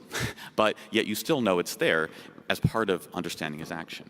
Or consider scenes like these, which are now multi-agent systems, right? What makes the scene in the upper left look like somebody's helping somebody else, right? You have to figure out the first person's goal and the help. Or the scene in the lower right look like not helping, but maybe the opposite. Okay. So the way we try to capture that, and I don't have time to show you the details, but we've captured this actually with some developmental psychologists. We've instantiated these models in ways that we've tested with adults and also with babies. And the basic idea is to use a kind of recursive utility calculus. Again, this is very standard in game theory and some of the multi-agent things, actually some of the work that Peter Stone has done, for example, where you have utility functions that depend on both agents, or where, for example, one agent represents their utility to be a function of another agent's utility, right? If I take your expected utility as a positive component in mind, that's almost the definition of what it means to be helpful. If I take it to be a negative component, it's sort of a negative. It's a hindering, right? Think about the way we talk about the golden rule or analogous kinds of principles of what it is to be a good actor in a multi-agent setting. This is a way to implement it directly. And we think that, we have even some preliminary evidence, that even young babies are doing calculations like that when they watch agents move around in the world. I'll just show you two examples of baby experiments. So this is a baby intuitive physics experiment that we did with Erno Teglis and Luca Bonatti. Actually, they did the experiment. They did almost all of the hard work. But Ed Vool and I built a model which basically took the same kind of probabilistic physics engine model and showed how it could capture infants' graded expectations about which object would appear when in a range of different scenarios here. And I won't tell you the details other than just to say the basic kind of method is the same one that's used by Spelke and many others in the infant literature. To get a sense of what do infants know, well, you show them things that should be more or less surprising, right? You try to violate their expectations. And if you violate their expectations, they look longer. And what this study showed was that you could turn that into a graded signal, that infants were more likely to looked longer the more surprised they were, where surprise we could predict based on basically the inverse of probability in a probabilistic physics engine. And we vary a number of different factors of space and time and number and shape attribute to make a range of predictions there. Or on the intuitive psychology side, I'm going to turn up the sound a little bit here and hope you'll be able to hear it because it kind of helps. We're looking at how infants use the same kind of cost-benefit calculus to infer how much an agent values a goal. This is work that was recently done by Sherry Liu and Liz Spelke, but also with Tomer Ullman in joint Harvard-MIT project. So let's see. You may not be able to hear it. It shouldn't matter too much, but what you see here is an agent who is faced with a costly choice and declines it, and then faced with another equally costly choice and accepts it, in a sense, to get to a goal. So we might say, okay, well, clearly the red guy likes the yellow guy more because he chose to go to the yellow guy and not to the blue guy. But this is a much more controlled experiment. I'm just showing you two of the videos. Across the experiment, infants see the agent makes the same number of moves towards the yellow and to the blue, but some are higher cost than others, okay? And by varying cost, and here cost is really physical work done. It's important that this builds on the kind of intuitive physics. These are 10-month-olds that we already know 10-month-olds are sensitive to. So the cost, the physical work done might be how high do you jump over a wall, or a ramp that you have to roll up that could be steeper or less steep, or it could be a gap of different sizes that you have to jump across. And in each of these cases, infants take the cost that an agent is willing to pay to get to a goal as a sign of how much they value that goal. Okay? Now, it's notable, and I'll come back to this in a little bit, but it's notable that in these and many other infant experiments, notice how different they are from real-world imagery. They're cartoons, basically, right? And I think that's important if you want to think about, say, learning these things based on some kind of system that's trained on the end-to-end from scratch on the infant's real-world visual experience. I think it's pretty clear from looking at how infants deal with these abstract stimuli that there's something very abstract and conceptual in the way they understand intuitive physics and others' actions, intuitive psychology, costs and benefits, even from the beginning. So that's going to turn us now to the second part of the talk, which is, where does learning actually come into the picture? If we can see some versions of these abilities in young children, how do they get there? Okay. So one answer, what I just alluded to, is that somehow these systems emerge, mostly from scratch, in each baby by learning in some end-to-end way from raw pixels what is needed to support prediction and interaction with the world. Okay. Now, this isn't a crazy idea. I don't think it's the right one, but some of the smartest people in our field have suggested it and worked on it. So one of the earliest versions of this was some work that Ilya Sutskever and Jeff Hinton did a little bit before the deep learning became officially the thing. But in their work on recurrent temporal restricted Boltzmann machines, they tried to basically learn the physics of bouncing balls from scratch. Or in some very nice recent work from Facebook AI, led by Adam Lehrer and Rob Fergus and others, they took some, very much these same kind of block tower tasks that we've studied, and trained, basically a deep convnet with a little bit of extra stuff, but not too much more, to predict will the blocks fall over, and something about, the pixel flow to get more supervisory signals. On some very interesting recent work from DeepMind. And there's a number of papers in DeepMind that embody this philosophy, and in some sense, much of DeepMind's philosophy of AGI is really summed up by this view. But in some very nice recent work that's explicitly inspired by the same kind of science that I've been talking about, Matt Botvinnik's group has looked at infant intuitive physics and generated some training and testing data sets that are sort of cartoon versions of the same thing, as well as some similar kinds of theory of mind displays. And again, I think all of these things are very interesting. The machine theory of mind, which was presented at this conference, I think is especially interesting and synergistically connects with some of the work that I was just talking about in ways that I'm happy to talk about afterwards or in questions. Okay, but still, I think that the basic idea which you see in all of these approaches, which is you're trying to learn in an end-to-end way, something like the intuitive physics or intuitive psychology representations I'm talking about, based on just trying to predict what's going to happen over some time scales in space. I don't think that's consistent with the data that we have from infants, and I think there's a long way to show that this is actually going to work, even if it's not the way infants do it. It's a long way to show that this is actually going to build something as generally useful as these systems already are in infants. And here I come back to the cartoon versus real thing, right? So in these sorts of displays, they are tested on cartoon kinds of displays, or they're trained on and tested on the same kinds of displays, cartoon grid worlds or very simple cartoon physics displays, and they show, again, impressively that they can generalize to other instances that were not exactly like those, or even somewhat different than those in the training set.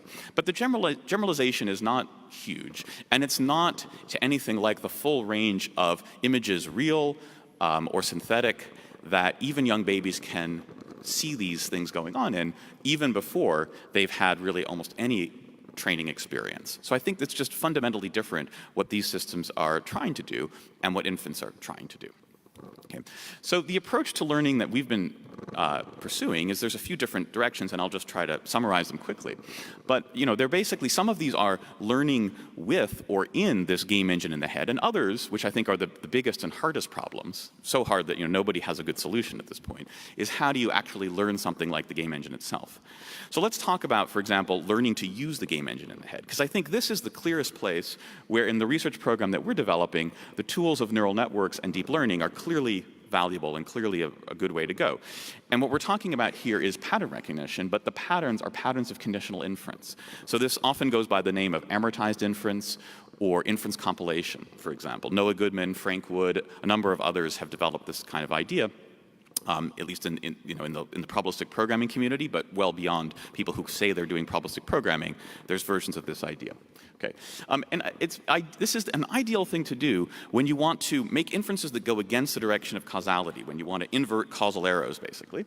So you want to, say, invert graphics engines, in other words, do what we call vision. And you have lots of experience, okay, and you have lots of opportunity to train a system essentially to do this, okay? And it's really important to get it right, so you might even dedicate some brain circuitry to it. So that's the kind of thing we've been doing, for example, in Vision, and I'll just show you a little bit here about some work that, again, I started doing together with Vikash Mansinga, Tejas Kulkarni, who's been developing some very interesting kind of analogous ideas, actually, that he also presented at ICML. And Pushmi Kohli, and I'm just sort of highlighting two students who've been leading the main efforts that I'm talking about here today, Jiajun Wu and Junyan Zhu. Okay, so the basic idea is to take the graphics pipeline, for example, how scenes are structured with objects and how that gives rise to images via important intermediate representations, like, for example, a z-buffer, something like the depth to the nearest visible surface, or analogous kinds of representations of surface normals that help you do some real-time shading. And to turn those around and to say, well, maybe we can train an inverse graphics engine, in other words, a vision network, okay? And the key idea here is to exploit the generative model in a couple of ways. Sometimes I say this is like Judea Pearl meets Jeff Hinton meets David Marr. Hopefully some of you know what I'm talking about with all three of those folks. But the generative model, both in sort of like Hinton's wake-sleep algorithm, the generative model provides the training data for the recognition model. So you might not need any actual real-world labeled images. But also the conditional independent structure of the generative model, if you exploit that in the recognition model, it allows you to learn recognition networks or vision networks which can be learned much more efficiently, which are much more robust and much more generalizable. Okay. So here's a way we've been doing this in something that we call MARNet, again in honor of Marr, for the specific problem of 3D object reconstruction. So a number of people in computer vision are working on this, and our approach is good in some ways, but it has a lot in common with other approaches out there, which I don't have time in this talk to tell you about, but feel free to ask about that. But the basic problem that we and others are trying to do here is to take a 2D image of an object, something like an ImageNet type image, where there's basically one object in the center of view, and then we want to reconstruct a dense, accurate 3D model, something like a voxel grid reconstruction of the full 3D shape, or it could be, we could use point clouds or meshes, and the community is actively exploring different kinds of representations. The key thing here, we happen to be using voxel representations, but the key thing in this work is the intermediate representation, the idea of these 2.5D representations, like what Marr called a 2.5D sketch, or what's also sometimes known as intrinsic images.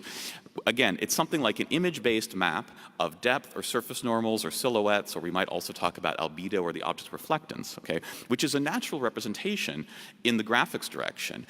The conditional independence is it's the variable that renders the 2D image and the 3D shape conditionally independent, right? To a first approximation, at least, something like the depth and surface normals map contains all the information about 3D shape that's in the image and screens off all the other stuff that makes the image interesting to look at and realistic, but not actually causally relevant to the inverse shape problem. Okay.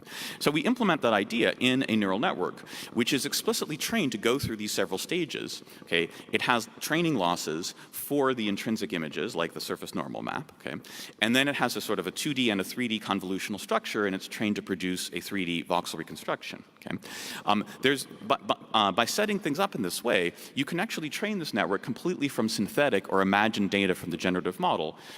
You have to start off with a bunch of 3D shape models, like for example, chairs or other objects, and then you imagine them in different positions against different backgrounds, okay? But that provides training data for multiple layers of this network.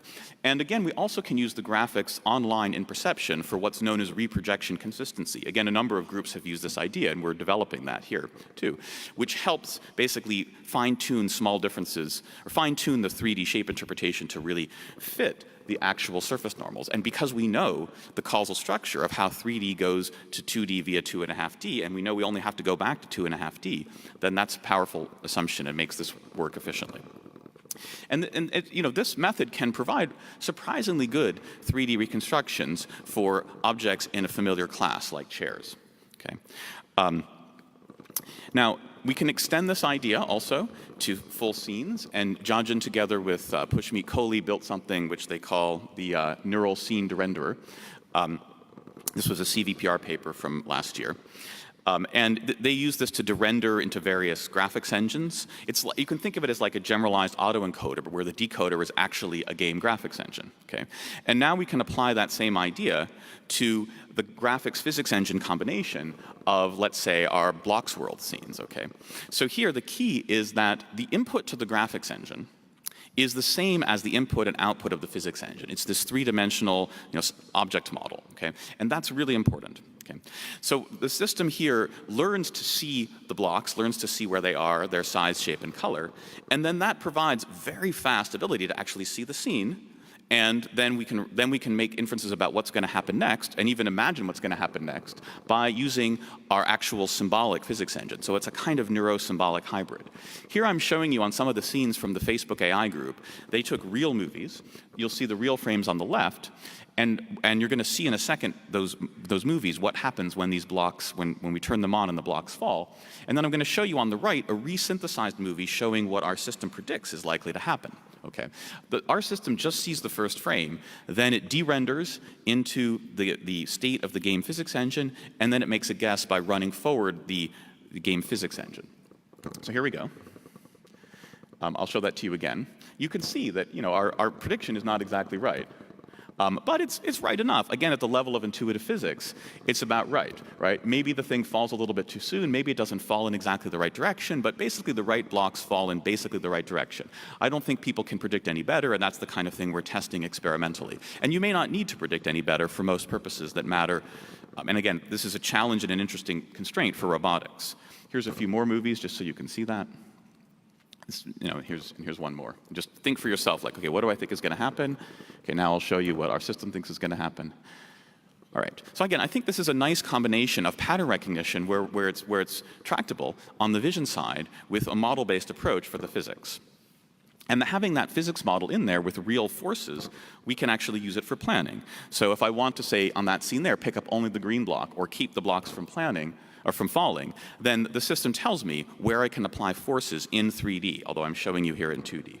So the lesson on this idea of learning to see, in a sense, is that thinking about the conditional independent structure of probabilistic generative programs gives us really useful guidance on how to integrate neural nets into the toolkit, It tells us when and where to use neural nets when we're inverting causality.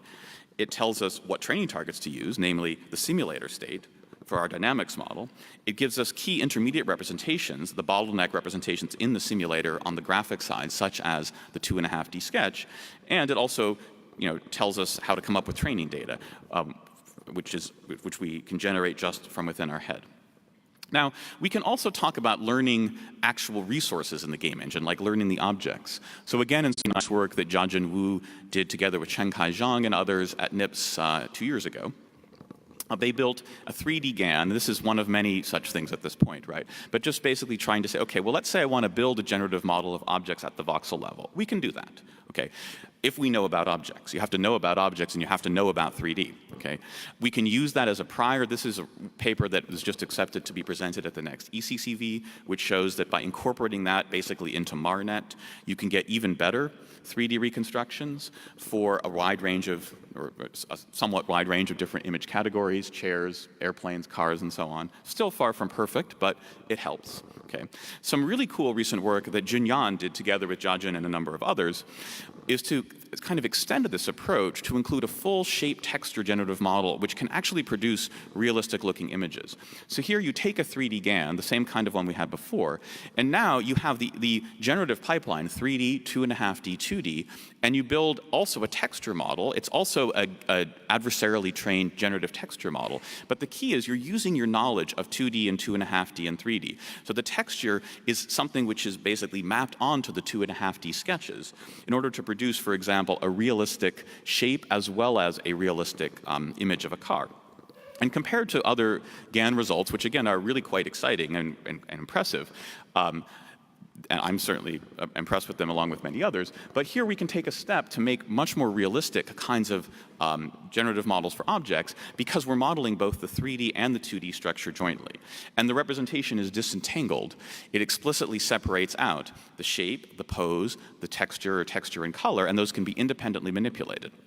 So again, it's another nice hybrid of using neural networks for what they're good at in pattern recognition, but thinking about the symbolic, compositional, causal structure of objects in a three-dimensional world.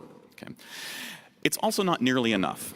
So in work that I've been working on pretty much for my whole career, it's not really the focus of this talk because I think a lot of people know it. Certainly the work that Brendan Lake did on the Omniglot data set with Russ Solokudinov and I, it was in Science. It got quite a lot of attention. Many people here have used this data set, and there's quite, I think the machine learning community knows what we're up to here, so I don't need to tell you guys about it. But this is part of a long-term research program that, for me, goes back to my PhD thesis in trying to understand how human children can learn new concepts, including new words, but new concepts for object classes from just one example. So like our CAM example, if you've never seen a CAM piece of rock climbing equipment, one example is enough to pick out the others. And here we tried to tackle a simple small step to that in Brendan's work with these handwritten characters in many different languages, each of which, right, you can see is its own thing. It's its own simple visual class that you can learn from one example. You don't need thousands of examples like an MNIST, okay? And the Bayesian program learning model that we introduced tried to use the tools of probabilistic programs to tackle that problem. So basically what the BPL model for the Omniglot dataset consists of is a multi-stage probabilistic action or drawing program, right, which captures the strokes and substrokes and their relations that people use to actually draw characters, okay? And then, by inverting that in a Bayesian fashion, we can infer from a single example the action program, sufficient to again, generate convincing new examples that even pass a kind of Turing test. So if you haven't seen this before, you might think this is a little bit cool. I always think this is cool because I always forget which one are the humans and machines. So here's the Turing test. Given one example, we can ask our algorithm and also 9 people to make up an instance or a new instance of this character, not to copy it, but to just draw another one. And here I'm contrasting the humans and the machines. It's different in each case, but see if you can figure out which ones are the machines. It's not easy. Think about it for a second. Maybe somebody will get it right. Okay, I'll show you the answer now. So those are the machine. Raise your hand if you got them all right. In this big room, somebody should get them all right, but probably about 1 in 2 to the 6th of you got it all right. Most people get about 3 out of 6 because most people are at chance, all right? Now, this is just one simple small example, one baby step, right? But in recent work and ongoing work, we and a number of others are trying to take the same approach to many other domains of one-shot learning, for example, in speech or gesture or other kinds of more realistic objects. Some steps that we're excited about, Kevin Ellis, who's a PhD student in our group, together with Daniel Ritchie, a professor at Brown, have used similar kinds of ideas, also enabled by a kind of neural network visual front end, to try to learn graphics drawing programs for hand-drawn diagrams, also from one example, and to capture the abstractions in them and to generalize. There's an archive paper on that, but it's also submitted. Or recently, Yanglong Tian and Jianjun Wu and others have taken a similar approach to learning very simple kinds of shape programs for 3D things. But this, brings me to the very last topic, because I think of all of these here as really just warm-ups for the most interesting hard problem, which is how do you actually learn the full common sense simulator of the world? How do we learn the game engine itself? In other words, could we build a program learning program? Could we build a program which takes the kind of experiences that you might have as a young baby or over evolutionary time? Because if much of this knowledge is built in through evolution, then in some sense these program learning programs might have to be more like evolutionary programs. But could we somehow build a program that constructs from experience a physics engine, for example? And if we want to think of it developmentally, could we think about what's going on in the mind of a baby who over the first year of their life reliably goes through certain stages. Here I'm pointing to the work of René Bayer-Jean, but also Spelke, who I've mentioned a few times, and many others in infant research have mapped out with very clever experiments, and admittedly not a whole lot of data because it's very hard to come by infant data, so there are big error bars on these numbers. If you're taking a picture of the slide, that's great, but just note, take everything with a big grain of error bar salt. But we do know something about how infants' intuitive physics develops, let's say, over the first year. And so we might ask, can we capture these different stages of knowledge with different kinds of probabilistic physics programs? And then can we capture the transitions between them with some kind of program learning program? Okay. Now, this is a very hard problem. We joke about it as the hard problem of learning because it's much harder than, say, deep learning. Still deep, but hard. Because if you're talking about search in the space of programs, there isn't anything like a nice, smooth optimization landscape, right, where you can just use stochastic gradient descent. Rather, it's there's no nice, simple topology or geometry, and rarely any way to compute gradients in the space of all possible programs. Okay? So how do we solve this problem? Well, there's a couple of approaches, right? One approach is to try to turn it into more of a differentiable programming problem, turn it into the kind of thing that you could use, for example, gradient descent, by trying to represent your physics engine in neural network terms. So that was effectively what was going on in this slide I showed you before, right? And as I alluded to, it sort of works, but it doesn't really work. It doesn't, you can train on images of 3 balls bouncing around in a box, and you kind of get a model that sort of captures 3 balls bouncing in a box. It doesn't generalize to 4 balls or 5 balls or 10 balls or boxes that are shaped differently, let alone all the rest of intuitive physics. Now, there's been some really exciting recent developments along this direction. A little bit from our group. So Michael Chang, who was an undergrad at MIT, he's now a PhD student at Berkeley, he built something called the neural physics engine. But a lot of other work, especially coming out of Pete Battaglia's group at DeepMind, on various kinds of graph-based networks, such as interaction networks and relation networks. But what all these things have in common is an interesting neurosymbolic hybrid. They're all trying to learn physics engines, but they put into the system, it's pre-programmed knowledge, that the world has objects, okay, and the objects, they have object permanence, the objects have properties like mass, they have location, and there are events, like when 2 objects might interact with each other. So there are relations and at least sometimes even events, okay? But then they learn, using distributed representations and neural networks, they learn something about the laws of how forces work. So sort of trying to learn, you could say it's kind of like learning F equals ma and something like the particular forces in play. It could be gravity or forces of collision. And what these systems are able to do is to generalize in much more significant ways. So they can generalize to many different numbers of objects and to different kinds of object configurations, all right? And I think that's a nice case study that shows the power of putting in the right kinds of symbolic knowledge about objects and events that seem to be in infants' minds from the very beginning, and then trying to learn the rest. I think it's still an open question, one that I'm somewhat skeptical of, but totally open to, and people in many groups are working on this. But it's an open question whether this can scale up to learn abstract physics that generalize in much more substantial ways as even infants do. And I think another approach is kind of coming from the opposite direction, is just to bite the bullet and say, we're just going to learn that game engine by programming. So you can say, well, why don't we learn a game engine the way programmers write a game engine or write a game? You might be saying, mostly I could start with the game engine, I just have to learn the game of my life, right? Now that's really hard. But the idea that learning might be like programming, I think this is one of the most important, exciting frontier areas. And this is the sort of direction I want to leave you with. It's the one direction that I'm personally most excited about in learning. I think it's very hard, but I think it sort of has to be right. So think about, when you write programs or when you code, think about all the ways you try to fulfill the goal of coding. What is the goal of coding? It's making your code more awesome. It could be more accurate, but it could also be faster or more elegant or more reusable or explainable or any number of things. Okay? But think about all the activities that advance that goal.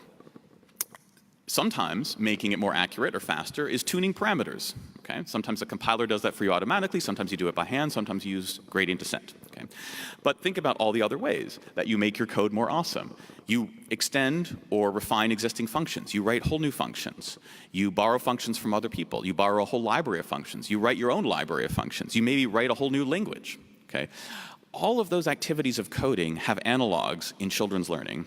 And I think that if we really want an adequate reverse engineering account, a computational account of how children learn, we're going to need to capture all of these in machine forms. And that means algorithms that write algorithms.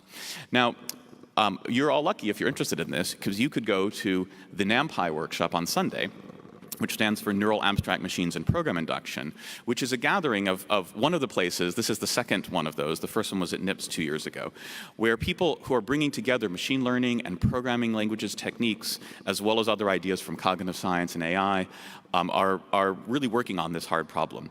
I'll just preview one of the papers that Kevin Ellis, who I already mentioned, is going to present there. This is joint work with Armando Solar-Lezama, who will also give a talk there, on what we call Dreamcoder, which is it's a kind of a wake-sleep algorithm for learning to write code. It's a system which, kind of inspired by the way humans consolidate their knowledge in sleep, learns to write new functions and indeed whole new libraries of functions. It bootstraps domain-specific libraries with a wake phase where it tries to solve problems, and two kinds of sleep phases. One in which you consolidate out abstractions. Basically, you make your language more rich that then allows you to express new functions in a more compact way. But there's also a neural network that helps guide the search, and that can also be trained in a sleep phase, much like the Helmholtz machine, the original wake-sleep algorithm. So just to wrap up then, I've tried to give you a window into a research program that is somewhere far along, but really just in its early stages, asking how can we capture the basics of human common sense, our understanding of the world in terms of physical objects, intentional agents, and their interactions that we see from the youngest infants. How can we capture that in engineering terms? What's the content of this knowledge? How is it used? And how is it built? And I've shown you how some of these new tools, from probabilistic programs, game engines, along with just these hints about program synthesis and program induction, are starting to be able to tackle these problems. But very clearly, we're just at the beginning of this challenge. And it's just a super exciting time that we're able to maybe tackle AI's greatest dream, the idea of being able to build a machine that starts like a baby and learns like a child.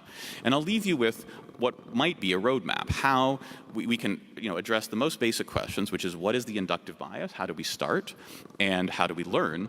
How do we capture the ways in which it's not just a blank slate, and it's not just reinforcement learning or gradient descent, using these tools that I've talked about. And I want to just leave you with a couple of thought points that challenge some of our conventional machine learning or AI wisdom.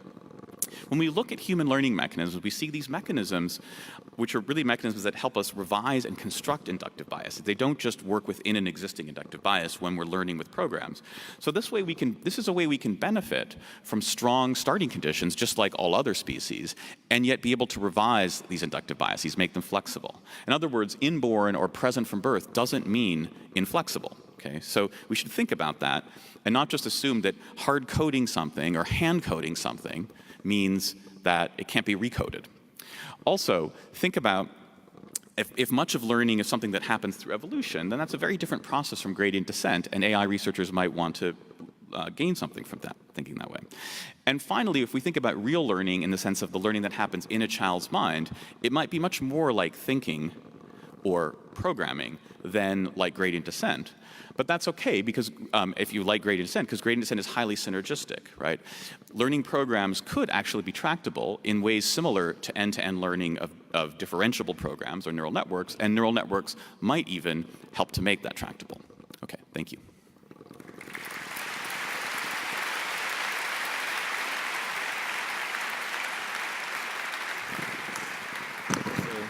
Thank you, Jos, for these very inspiring talks. So we have time for a few questions. So if you want to ask a question, go to the mic and raise your hand. Okay, Tom? Hi, Josh. A wonderful talk. Thank you very much. Thank you. Are there things in the infant data that you cannot explain with the combination of probabilistic programming and a game engine? That's a great question, and I think it's hard to say because we and others have barely tried, right? I think there's going to be some things. I mean, if by probabilistic programming you also include neural networks, I think that's important because you have to handle whatever are the learned visual procedures, right? But it's quite possible that there will be, in fact, quite likely that there are things that have to do with cognitive resource limitations, like just visual working memory, which is similar but more limited in infants. And another thing that you see when you look into the infant literature is that infants, in many ways, are like adults, but slower. You can see this in neurophysiology, actually, and you can see this in behavior. And apparently, it might even be true for infant monkeys. So it might be that some of the things that infants seem to not do have to do with just slower processing speeds that have more of a hardware explanation and not so much of a learning explanation. Thanks. Somebody over here. Oh, hi. Thank you so much. It was a very interesting talk. I was just wondering, you could imagine that as a deep learning person, I could accept your premise of innateness that, gradient descent isn't going on within a lifetime. Yeah. But we have methods like deep meta learning where we could imagine that gradient descent is going on between lifetimes. And so basically the idea is okay, if I accept innateness, I don't necessarily have to change anything about my methodological, day-to-day AI practitioner stuff, why should I not only accept innateness, but then also hop over to this more structured approach? Yeah, no, that's a reasonable question, and I'm glad that some people are pursuing that, and I'm also open to pursuing that. But the main thing to think about there, right, is think about the difference between what we know, at least, to be the algorithms of evolution versus the algorithms of gradient descent, right? I mean, there's some similarities. You could talk about a fitness landscape, but even there it's very complicated because in real evolution, things are changing, you know, it's a multi-agent and multi-species world. But also, I think the main thing is that the evolution in the sense of like, you know, constructing genetic programs that then unfold in development to build brains, right, and bodies. That is doing something like program induction. It is doing discrete search through a big space of programs, developmental programs. We don't know that much about how those programs work, but that is our best way to understand it. And you know, in some sense, it has many of the characteristics that you might not want in a learning algorithm. It's slow. It has to be massively parallel on a level that even DeepMind or OpenAI are still not ready to grapple with. And you're going to have lots of false starts. You can't guarantee how it's going to come out. It might not be repeatable, right? So it might be that we're going to have to consider, even if you want to, you know, build learning algorithms that meta-learn what evolution learned, that they're going to have something more like the character of evolutionary search or evolutionary computation. So whether it's genetic algorithms or genetic programming, I think, and again, I'm far from alone in thinking this, that the techniques of genetic programming, which were also popular around the same time that neural networks were popular, their last wave, the late 80s and early 90s, they're also poised for revival. And the only reason that we haven't seen a revival of those techniques on the scale that we've seen neural networks is that they were going to require orders of magnitude more computing power to pay off, and we're still waiting for that. We're still waiting for the GPUs, and we're still waiting for the AlexNet equivalent of that. So I would put my money and time on that direction in addition to the direction you were talking about. Thank you. Hi, thank you for the talk. The question is, how can you reconcile the fact that you describe the progress of learning like in a Piaget sequence, where you build skills, more elaborate skills, on the top of simpler skills. And what we can see in other, say, realms is the fact that the progress is made by pruning. You have something which is a big space, and then you manage to find something, and then the next progress is by removing details and removing everything you can, right, and simplifying this. That's a great question. I'm not sure why you think I characterized learning in Piagetian terms. I never said that, and I actually said the opposite, in the sense that Piaget thought of object permanence as a learned skill, whereas I cited Spelke for talking about how it might be innate. But I mean, I think it is true that when AI researchers talk about development, they're usually, if they're talking about science at all, they're talking about Piaget, which is great. Piaget was very inspiring, but that's kind of like talking about Turing, right? I mean, Piaget is that old. And he was the brilliant founder of the field, much like Turing. He lived a lot longer and got to write a lot more and do a lot more. But, you know, I'm looking to much more recent research in infant cognitive development and children's learning that paints a different picture, including one that I think is consistent with what you're talking about. I think that is certain. That's one way.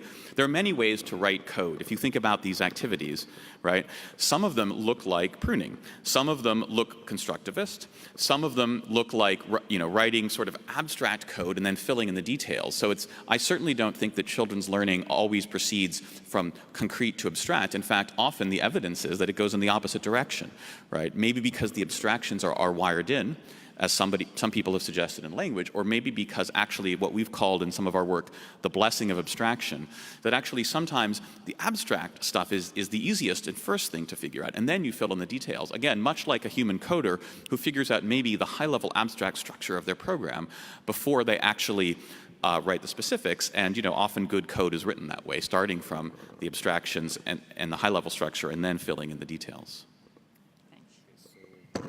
The last question from the right. Thank you. So this idea of using game engine for data augmentation to be used to generate label training data for learning system is great. And it works while we are in the gaming engine and also physics. But however, when we bring the psychology in, it means that there are subjective differences, person-specific differences that cannot be modeled by noise or just considered as a upper bound of the noise is actually inherent differences based on the theory of mind, even you mentioned. Yes. So Yeah. how do you incorporate No, that? that's a great question. Let me just first clarify that what I'm talking about is very similar to what a lot of people do, which is using a game engine for data augmentation. But I'm suggesting something a little bit different than that. I'm suggesting that might be where all the data comes from.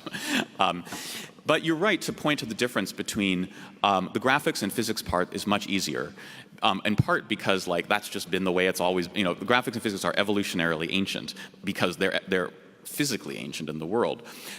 But it's important here that, the phase that I'm talking about, especially when I talk about learning with the game engine, is really from 0 months up to about 18 months, okay? And it's important that the intuitive psychology of 18-month-olds is limited, right? It's not the full theory of mind, okay? There's some evidence that 18-month-olds can represent false beliefs, but only when those false beliefs are about where an object is in space. So I only gestured at this here, but I'm happy to talk more about it, and we've written some things on this. I think that the tools that you do have already in game engines, in which agents have very limited abilities, very limited notions of beliefs and desires, which are really just about the space around them, the things, the objects, their locations, their relations, and beliefs which are formed based on perceptual access, like what I can see, and goals that are about getting one object in some relation to another. That to a first approximation captures a lot of at least the youngest infants, I think, intuitive psychology. Now we form much richer forms of intuitive psychology, but especially once we have language, right? So if I were to maybe just leave you with one final thought about where this goes beyond the 18-month-old stage. And here I'm not being original, but channeling Liz Spelke and a number of others, I would say you could very roughly divide human learning into 3 stages. Again, it's also resonant with the last talk from Joyce, that there's sort of the 0 to 18-month stage, which is everything up to the very earliest stages of language, when children are just starting to learn words and just beginning to put a couple of words together. That's basically all you learn before language is really online in a full adult way. Then there's the next couple of years from, say, 18 months to age 3 or so, 3 to 4, where the main cognitive achievement is to learn language, right? Is to use that first stage to ground out your early semantics and syntax and pragmatics. And then once you get to 3, basically, now you've got enough of a fully functioning language system that you can ask questions and learn from the answers that people give you. So you start to learn things in language. You have to ask, why did you do this? Why didn't we do this? And your theory of mind transforms and everything else transforms. And that's just the 3rd phase of learning, which is age 3 up to the whole rest of your life, where it's really through language that we learn most of the rest of what we learn, including a much richer intuitive psychology, as well as many other aspects of culture, morality, and so on. Yeah, thank you. Thanks.